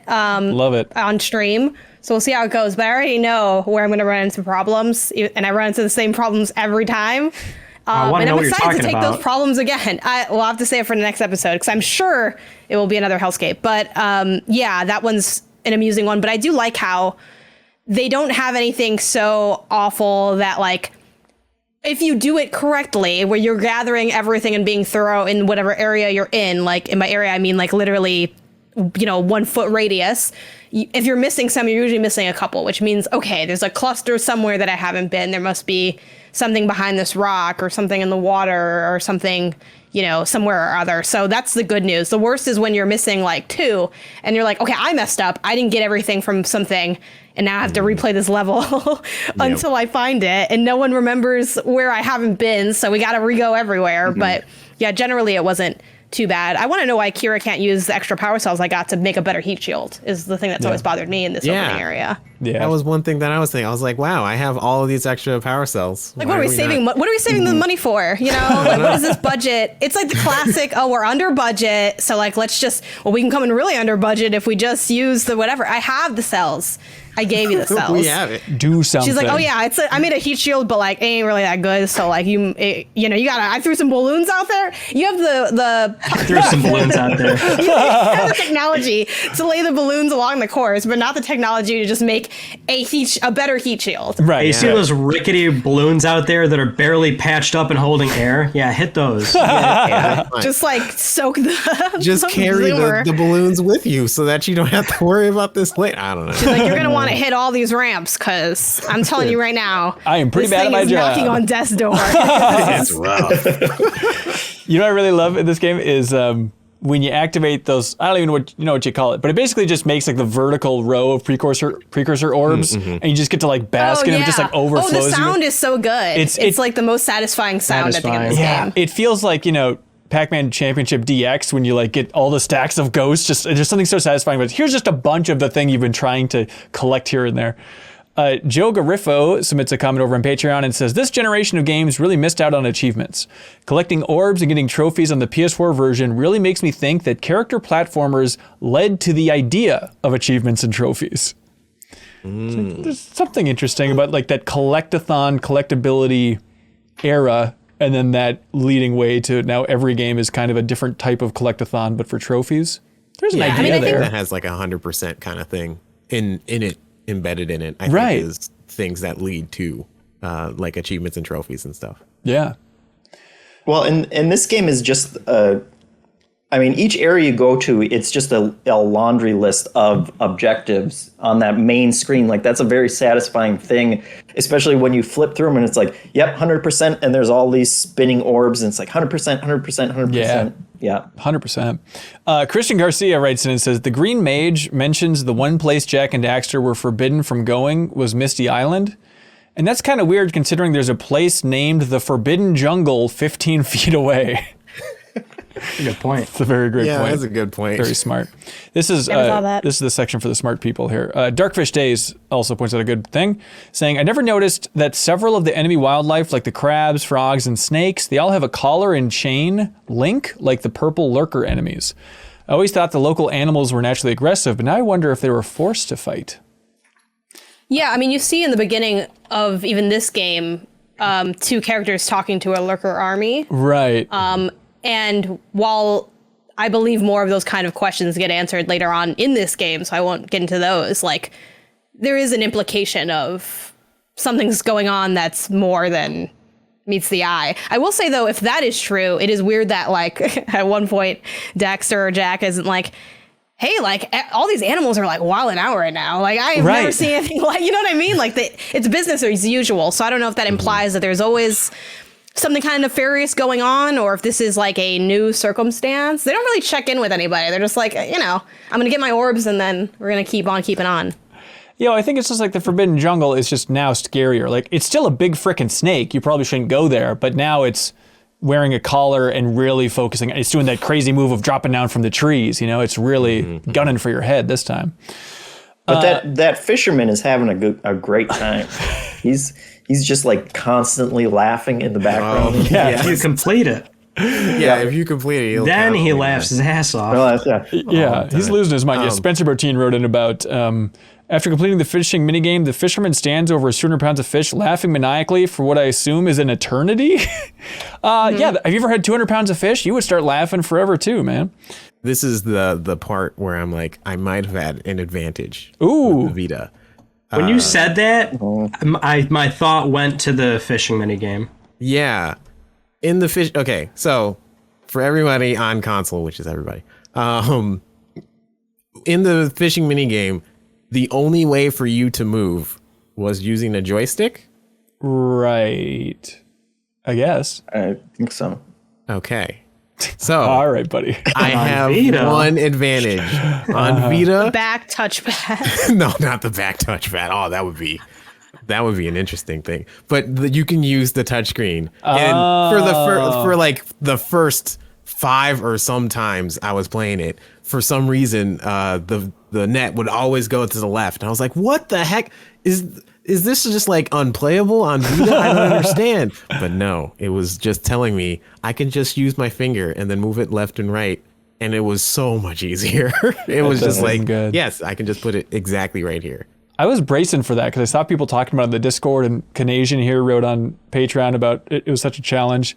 But I didn't have too much of a problem with it. I think I maybe lost once or twice, but it's like, it's kind of fun. I like just this little arcadey thing to do, especially with the voice where he's like, here comes a big one, and like all the screaming that the fisherman's doing. It was really hard when I think we were all kids or just younger, because I do remember it being the hardest thing ever, and everyone in the chat was like, here it comes, and I'm like, here it goes.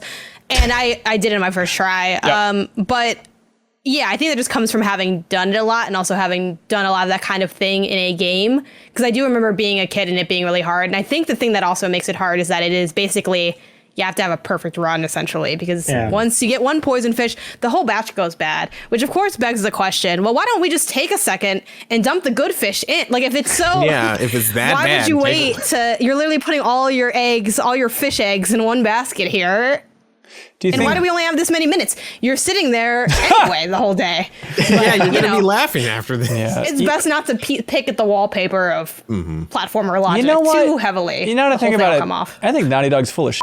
I think they're a bunch of hacks over there. If you really think about it, there's no truth in this art.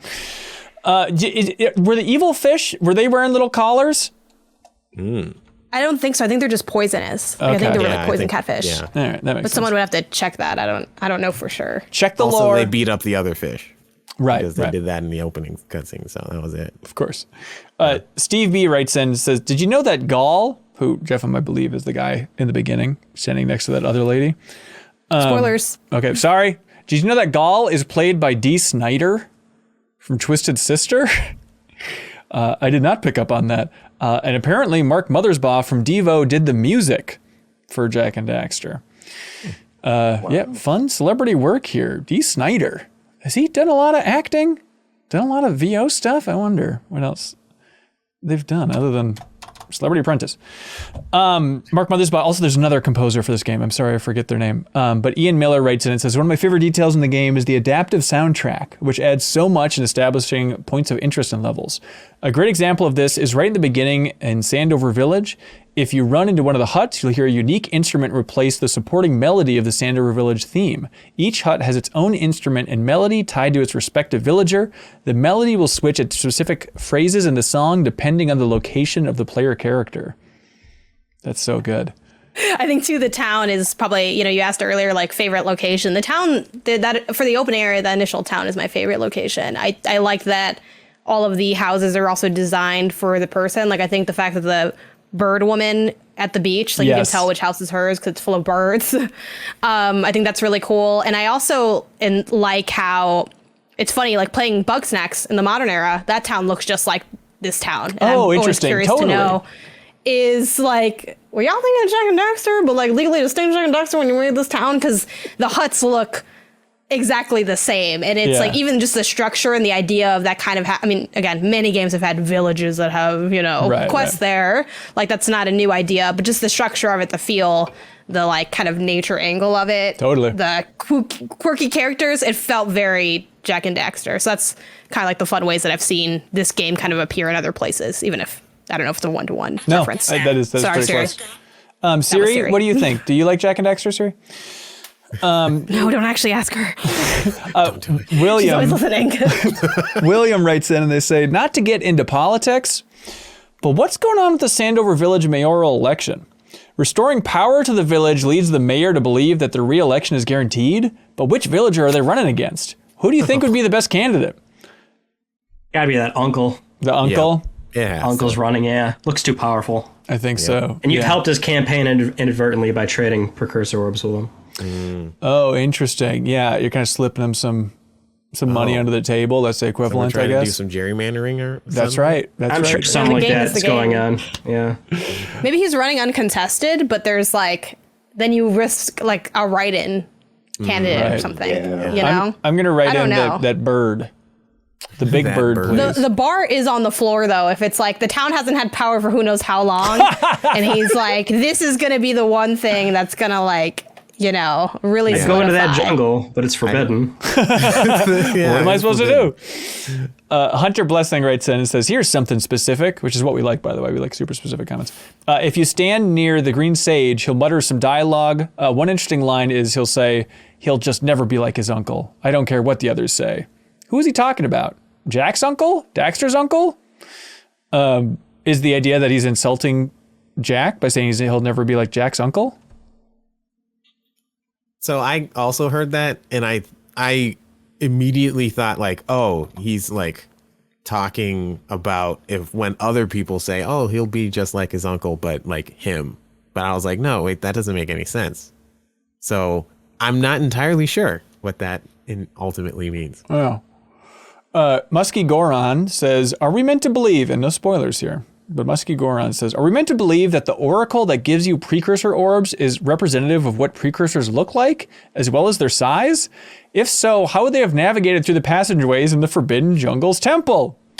No. So, I mean, they don't really discuss at length, like, who the precursors are or the technology or anything like that. Yeah. But just from like a non-spoiler angle, I have the design Bible that it's basically like just a book version of the binder, and imagine a cleaned up version of the development binder from when they made the game. And what they have like written on the precursors is as follows. The precursors are a super advanced culture that occupied the world long ago and have left robotic ruins throughout the landscape. So without, there's a couple other details written in here. But that's essentially how you can conceptualize it. Like that is the technology that the precursors had and left behind. That is not like the precursor is this statue or the precursor is this like weird canister thing. Like that's their stuff. That's precursor technology. That is not the precursors themselves or itself or whatever. That the statue was their Siri. Oh, I get it. I get it. That makes more sense. It's like, that's like, oh, you're telling me these HomePod people? It's like, that's just the HomePod, It's like if you left your room, it's the stuff that you have, you're not the desktop. It's like, that's just your stuff. Right. Well, some days I wonder. I mean, to be fair, most people watching this or listening to this only know me through their computers. So what am I really we are Janning? just squares. Free us! I didn't get to that giant head thing.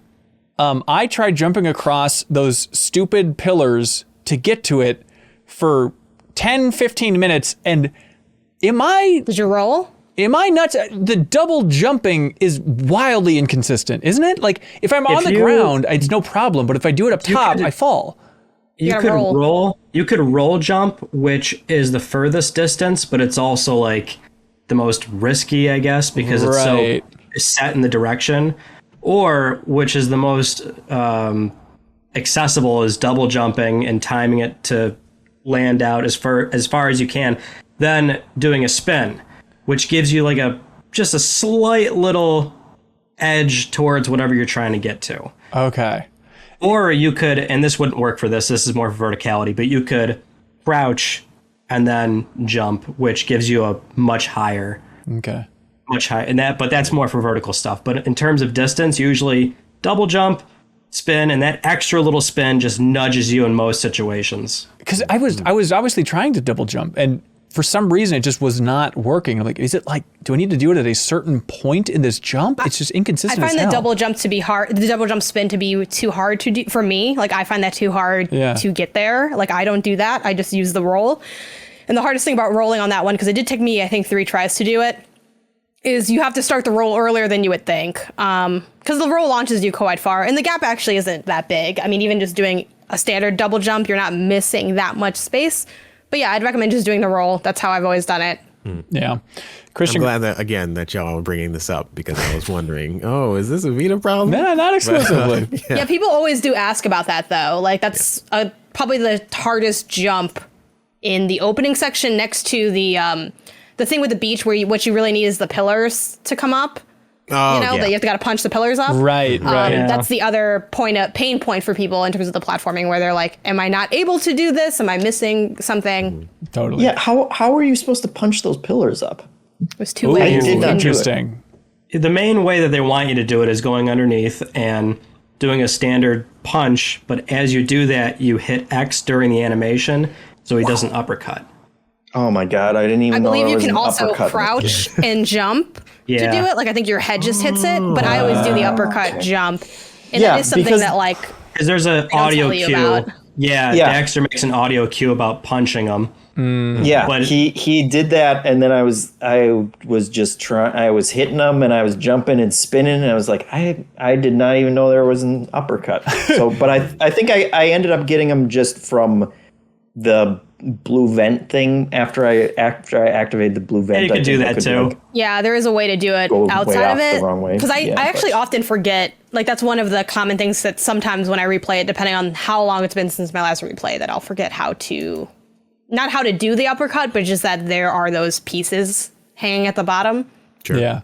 Andrew R. Palomo writes in on Patreon and says, I like that there are abilities in the game that they don't tell you about. Like the uppercut or the long jump after you roll makes you feel like you're discovering something for yourself. Andrew Burns then replied to that and said, very much like Super Mario 64, which is a good comparison. Because like, do they tell you about the triple jump in Super Mario 64? No. I don't think so. But I do like that as a comparison. Also, they don't tell you anything in Mario 64. You don't even know why you're there. That's a lie. You know what I mean? I don't think they tell you anything in that game, do they? Like, you're invited. Wait a minute. You want a cake? I don't know. I will say the bunny and the muse are the same character. That is true. Out there. That is true. Or the hat. I guess the monkey hat, right? Same energy. Yeah, that frickin' muse. That was when I was at my peak for like just really nauseated. I was in a bad shape there. Oh, chasing the muse. Oh, yeah. God. Regan Walston writes in and says, hey, I'm new to Patreon, but I've been listening to MinnMax off and on for some time because my boyfriend Andrew Burns is a big fan. I really enjoyed listening to the Mass Effect Deepest Dive, and now, since I'm actually playing Jak and Daxter, I wanted to participate. Thank you, Regan, for being here. I'm relatively new to video games, so I really had a hard time with a couple sections, particularly catching the muse on Misty Island. However, we noticed an interesting mechanic where the game actually slowed down the muse over time, which ultimately helped me complete the challenge. Really? That's interesting that they would adapt like that. A more drastic slowdown. I mean, I know like it'll stop if you're too slow to continually do it, but that's interesting. I really like when you catch the muse and you're doing the little victory dance. And then Daxter just like grabs it, it's like, just like shoves it in the bag. It's like expressing your frustration for trying to catch that stupid thing, just so that Stoner in the village will be happy. Let's see. Oh, Tanner Hoisington wrote in about something that everybody else was really captivated by, saying, I know others want to write in on this, but if nothing else, for the most common comment, games like Jak and Daxter with unseen creatures that swim out of the water and attack the player are why I hate swimming in anything that isn't a pool ever since I was a kid. And I live on the water. Oh, what a curse. What's weird is that the first time I ever played the game, that did become ingrained in me for a long time of like, I don't know if I can swim in this game, and I don't know if I want to risk it, because they might do what Jak did. Yeah, don't do where what they Jak have an did. Instant death animation. 100%. Yeah. I wonder, I'd like to know the history of that, like, secret big thing in the water. Does it go back to Balloon Fight? That's the first game I can think of like, if you get too close to the water, big fish will come out and bite you. Little Iwata special, as he programmed it in there. Yeah, I don't know about the origins, but, like, that was actually something that I had to... I guess train myself out of in this playthrough, because that was the one thing that I remembered as a kid that freaked me out. It was like, suddenly now there's a fish eating you. Yes. And like that freaked both me and my brother out. So me coming back to this, I was like, I'm never going in the water. I'm not even going to touch it. Well, it's even more twisted that like on Sentinel Beach, like there's times where you have to be in the water. You have to go into the water. Right. So it's like, I ignored it. I was like, I'm not going in there. I'm not doing it. And I didn't know that there were things there. But don't you dare go further out near that huge tower. Exactly. So yeah, I was like, yeah, that was something that I had to train myself out of, because I didn't do the pelican thing. I was like, I guess I can't get to the pelican yet, because I was like, I can't go through the water. It wasn't until I think it was Forbidden Forest where I finally went into the water so that I can get one of the orbs.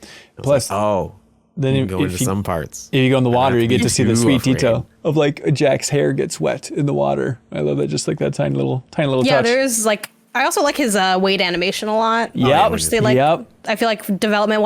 There's been a lot of different ancillary pieces of content on Jak and Daxter. They did one for like when they ported it to PS3 with the HD. They did one for the 20th anniversary. They did like a YouTube thing on like the making of. On top of that, they did like a blog. Naughty Dog did a blog really recently. Like there's a bunch of stuff on this game and the franchise, and that is definitely one of the ones they pointed out in terms of coming up with fun, playful animations for like having animations for basically every different thing that Jak and Daxter might encounter. Yeah, Alan Dillinger wrote in about how much he loves animation, then also saying that when he looks at the sky when a boost pod launches him, small touches like that really add to the charm of the game. That is I've never done that.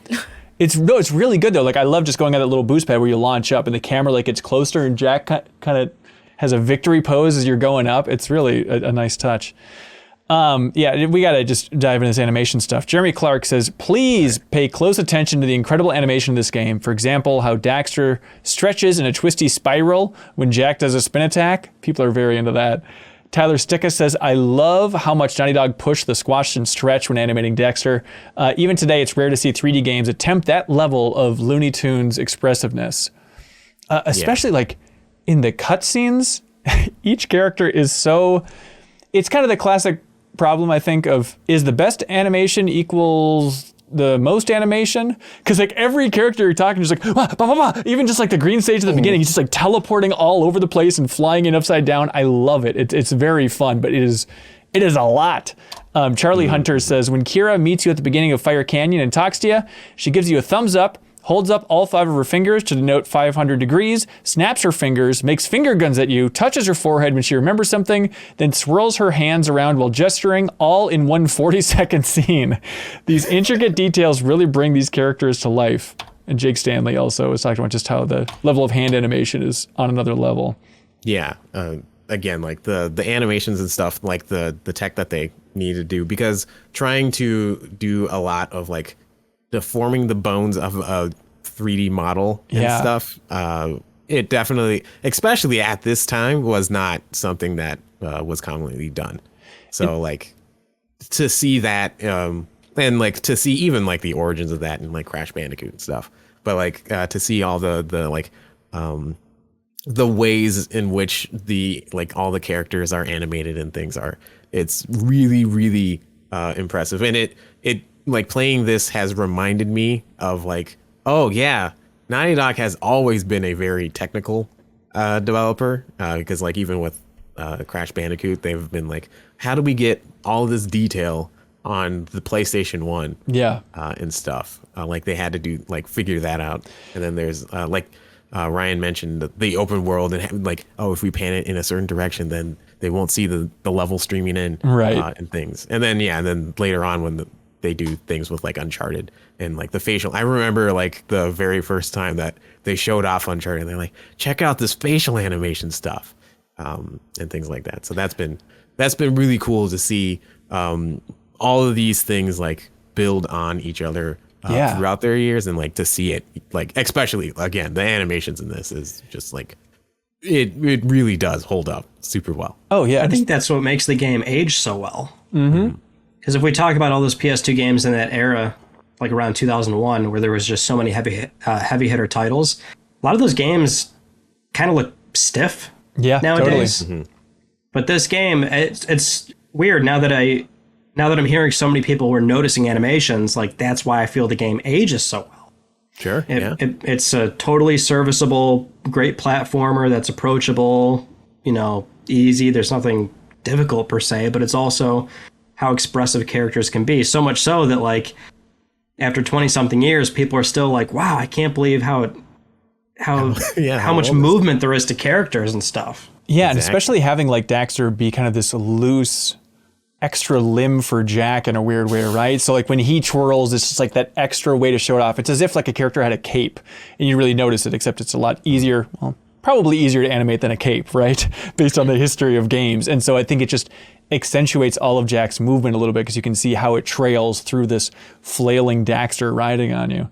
And so I think correct me if I'm wrong, any Naughty Dog people watching, but it seems like John Kim was like the big animator for this project, but it seemed like maybe he was focusing mostly on gameplay animation.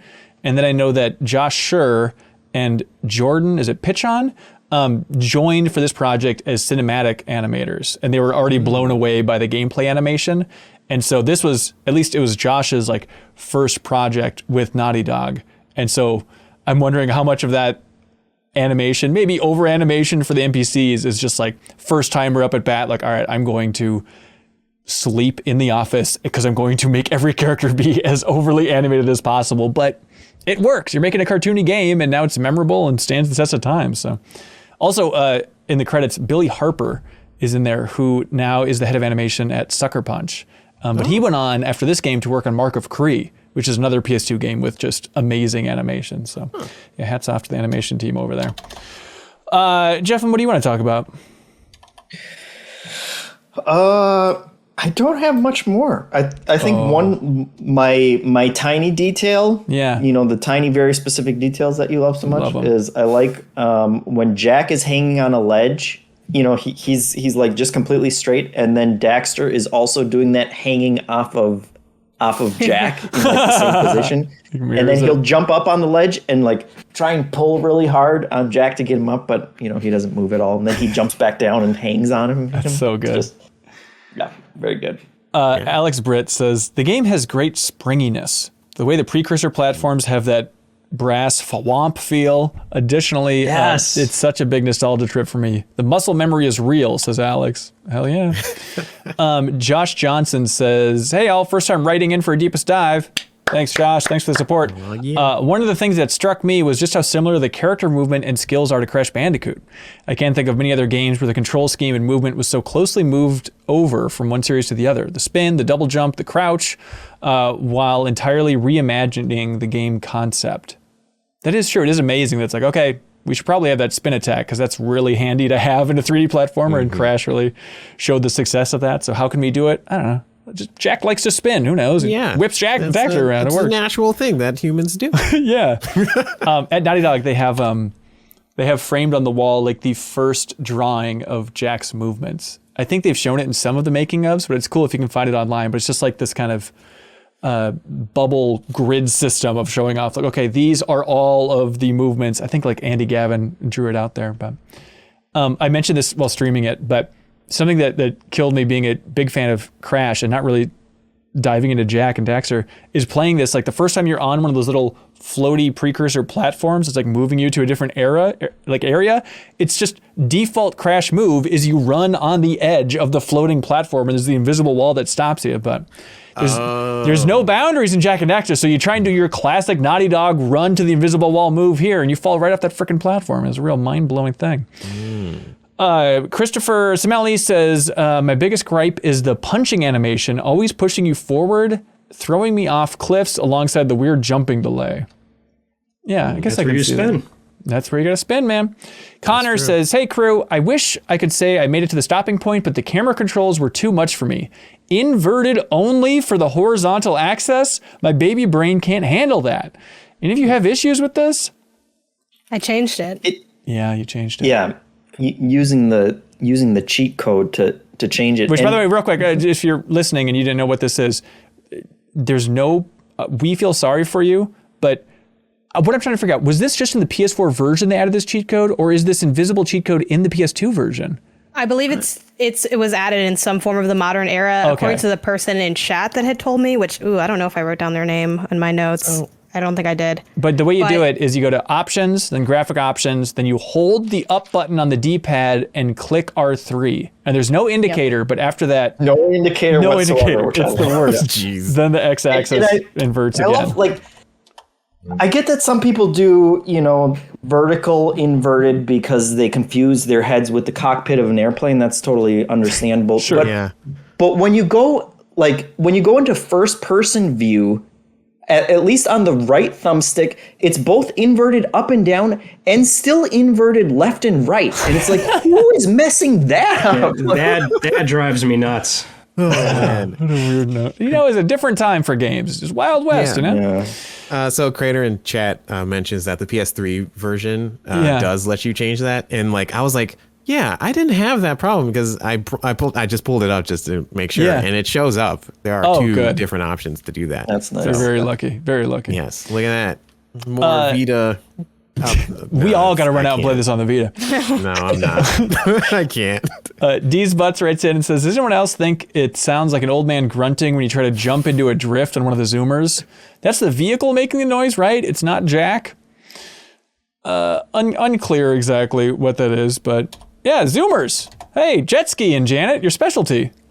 Yeah, I mean, I love the Zoomer. It's funny because, again, I don't want to talk too much about the other games, but one of the big pain points in Jak 2 and 3 is the vehicular movement and or combat, which most people say is not good, and I would agree. It is not good. It is not intuitive or maybe even well designed. I can do it because I've done it a million times, but if you don't know how to handle it just right, it doesn't feel good. That's not like that in this game. I really like how the Zoomer controls, and being on vehicles and rideables in this game is super fun to me. It's one of my favorite things to do. So I had a great time on the Zoomer and hitting those jumps and everything. But yeah. Yeah, I like the when you're going on the first big section with the Zoomer. I think Daxter at a certain point says, rule number 1, always avoid the mines. Because I just kept slamming into those things over and over again. Yeah. There was one jump that you have to do to get one of the orbs on Misty Island. That took me a couple times.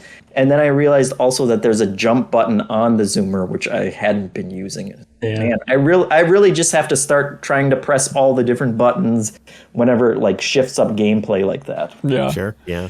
That makes sense. One thing that I'm not sure if it is later on in the game or not, or if I just am misremembering a thing, is that I was remembering another Zoomer section, but I don't know if it is a thing. The Greenfield one? That's later. Okay. All right. Something to look forward to. That's like the only thing that I remembered from the game. I don't know if that's a good or a bad sign. Maybe it's going to be really hard.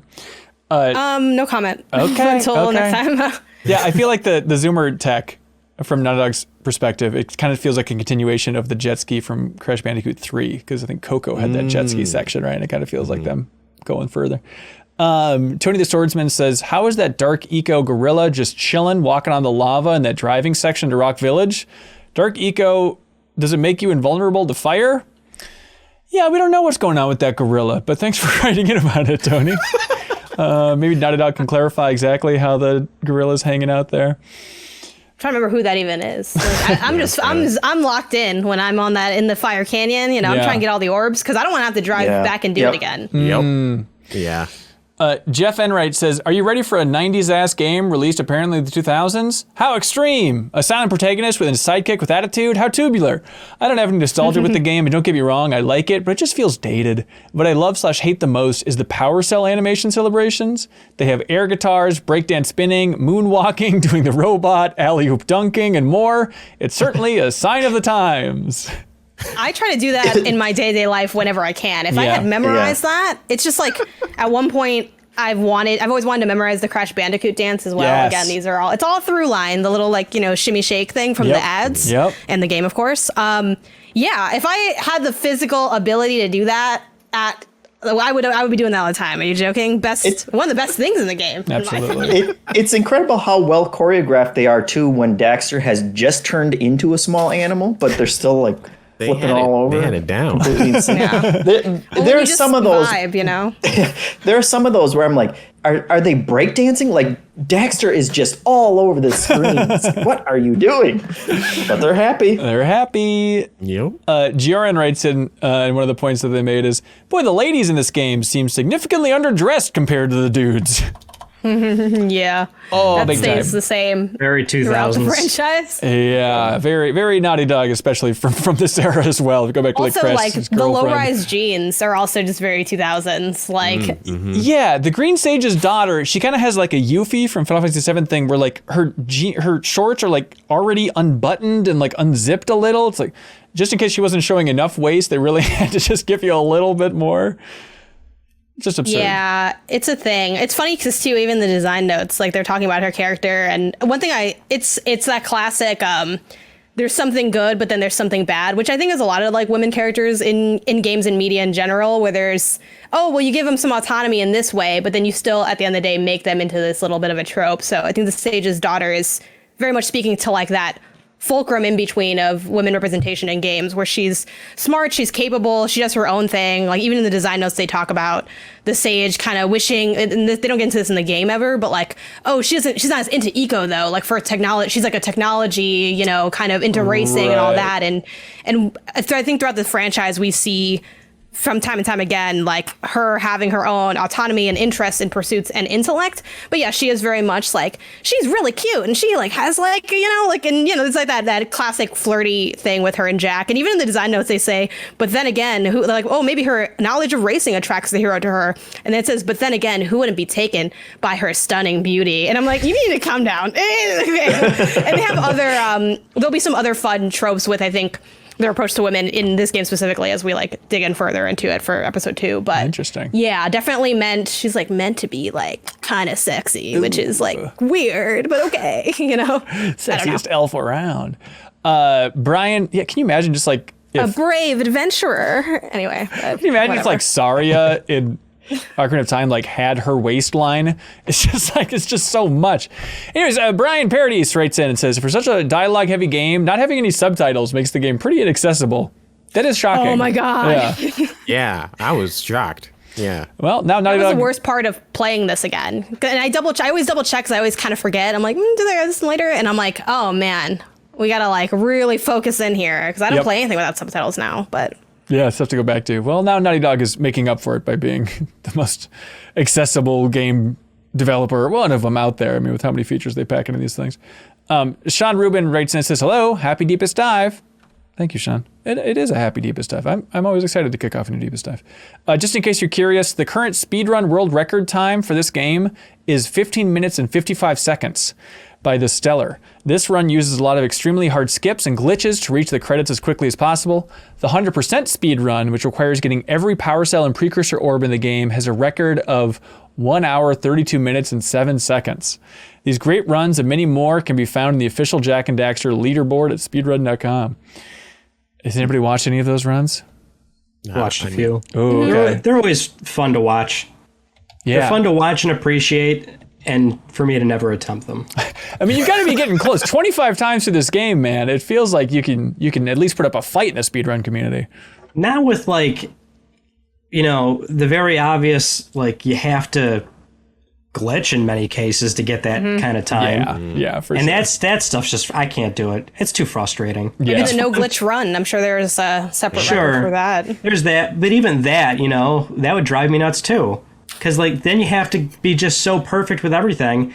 And I'll be honest, I'm not even close to that. Not even remotely close. Like I'll still die on Misty Island. Who doesn't, right? Right. Yeah, that would frustrate me. Yeah. But it's fun to watch. Oh yeah. Speaking of dying on Misty Island, I always had the impression, and it's stupid, but every time I would be powered up from blue eco in this game, I would think that I'd be invincible. It just feels like, oh, this is like a Mario star. It makes you feel so powerful, and then every time I just run right into an enemy, and it's like, damn it. Okay, this isn't doing what I want to do. All it does is make you fast. Right. You can just die faster. Congratulations. Here's a weird thought. Do you think in any way this game is kind of Naughty Dog, I want to say catching up. They each have their pros and cons, but catching up to like the Spyro series from Insomniac with just kind of the freedom and openness. Because as much as I love Crash Bandicoot, I think now if I had to declare one a better game between Crash 1 and Spyro 1, I think it's Spyro 1. And I think so much of that When's is the just... last time you played Spyro 1? I was always a Spyro guy. Yeah, with the remake. I love Spyro. I preferred Spyro over Crash. Yeah. Because Spyro was also just like fun. Easy and cute. Yeah, easy. Yeah, easy, it's cute, a fun time. Crash is cool, but like I'm not trying to like get mad. Yeah, enjoy that bridge level. Have fun, everybody. Yeah. Yeah, I'm like, there's a time for Crash Bandicoot, but I will always play. Some would say it's about time for Crash Some would say. And some would say that game's also hard as hell. That game is hard as hell. It's fantastic, though. Yeah, Spyro, I think there's like a lot of parallels to be drawn between the first Spyro and Jak 1. Yeah. Yeah. It's an open world, approachable, collectibles that are like kind of out in the open that like don't necessarily need some sort of checklist guide, right? Like, I think there's a lot of similarities to be drawn. Yeah, clearly it's taken it to another level, and it's super impressive, and the seamlessness of the entire world is something else. But yeah, just wondering if they ever thought about it or took any design cues there. So in the PS2 wars, then. Yeah. I mean, I'm assuming I know 2 out of the 5 people's answers to this, but in comparison to Jak and Daxter, Ratchet and Clank, and Sly Cooper, then which ones would rank? Well, I can rank them. Do it. Jak. What? Yeah, I know, shocker. I love Sly Cooper, so that's 2, and Ratchet would be 3, which it was like the worst scenario for me because like Jak is the lowest on the totem pole for like new and relevant releases. Yeah, sure. Then Sly with a PlayStation 3, game from Sinsaru. Right. And then Ratchet, and I love all of them. Doesn't mean I don't dislike Ratchet, and Ratchet's the most lively one today. But that would be my hierarchy. I still haven't finished Sly Cooper, but I did start playing it for the first time recently. I'm definitely going to put that one at the bottom for sure. It's super creative, very fun. I'm having a great time with it because I'm a platformer stan. However, it does have the classic, you 1, maybe 2 hits, instant fail. Like, it is a frustrating game. And it's I think it's frustrating in design choices they made that I don't think service the game better. It doesn't make for a better game. I've played hard platformers that don't feel the same kind of frustrating that Slide has. Again, another character, and then also another game with like a weirdly sexy like woman character who's like an animal also. So all types of confusing. But anyway, that's at the bottom. I'd have to replay Ratchet and Clank 1 to really assess it. I definitely love Jak 1 more than Ratchet and Clank 1, but Ratchet might be the better game. I think especially, they're kind of doing different things. I think Ratchet is a lot more ambitious in its platforming and its combat, while Jak and Daxter is like a nice, like fun place and has a way better story than I think Ratchet and Clank does just generally. True. But yeah, I'd have to really replay to do an assessment because I do think that Ratchet is like phenomenal, especially at that time, versus now it's like, this is just Ratchet 1, but it looks really good. And there's another character in it. Yeah, I think these all hit at just the worst time because I guess I was like 14 when all these games were coming out on PS2 and I was, I don't know, trying to be cool and more mature. It's like that same era where I just stopped seeing animated movies and now I look back and regret it. Like, oh, I guess I saw it. You're too cool for Jak. Yeah. Exactly. Yeah. And now that's why they gave Jak a gun and then you didn't come back again. Yeah, and then I was like, you're trying too hard. After that? Right. You're trying too hard. I'll just go play GTA instead. You'll never get me, Naughty Dog. So I really regret not playing those games. I've dabbled in a little bit, and like, more recent Ratchet and Clanks I've played and enjoyed. But what about you, Charles? What's your ranking? So I'm gonna go from the bottom. At the bottom of this list is unfortunately Jak and Daxter. Oh, I know. Are you sure it's because you're on the Vita? It's because I'm on the Vita, and it doesn't really represent it. No, it's probably because I have the least connection to Jak and Daxter, even though I really love like Naughty Dog games and things. So yeah, it was that. Yeah, I would say that. The second one is Ratchet and Clank. I really, especially recent iterations of Ratchet and Clank, like last year. So good. But Ratchet and Clank is second. But first in top would be Sly Cooper. I do agree that the first Sly Cooper, if we were just to compare the first games of each of these series, that's right. Yes, you're correct. I would probably say that Sly Cooper does not rank top there, but Sly 2 is like one of my favorite games. And it is just so good. So I would say I would say Sly, when Janet gets back, Sly 2 would probably be the one thing that I would say Sly 2 was really good because it's not like the first one. Right. And whatnot. But I really enjoy that series a lot. Right on. Crab Palace writes in with a factoid that I love. I had no idea. They say, on the Jak and Daxter website, there was a retro Flash game called The Lost Levels. and it's a 2D Zelda-like recreation of the first area of the game with 8 power cells to collect. Complete the yak herding and the fishing minigame. When I discovered this as a kid, I thought it was the original version of the game, that the PS2 version was a remake. This made me really sad that it wasn't an original IP. It's weird to think that while I was totally wrong at the same time, remakes are now incredibly common. Yeah, so is this thing playable anywhere? This old Zelda version of Jak and Daxter? It is? I haven't seen this in so long. You're opening up repressed memories.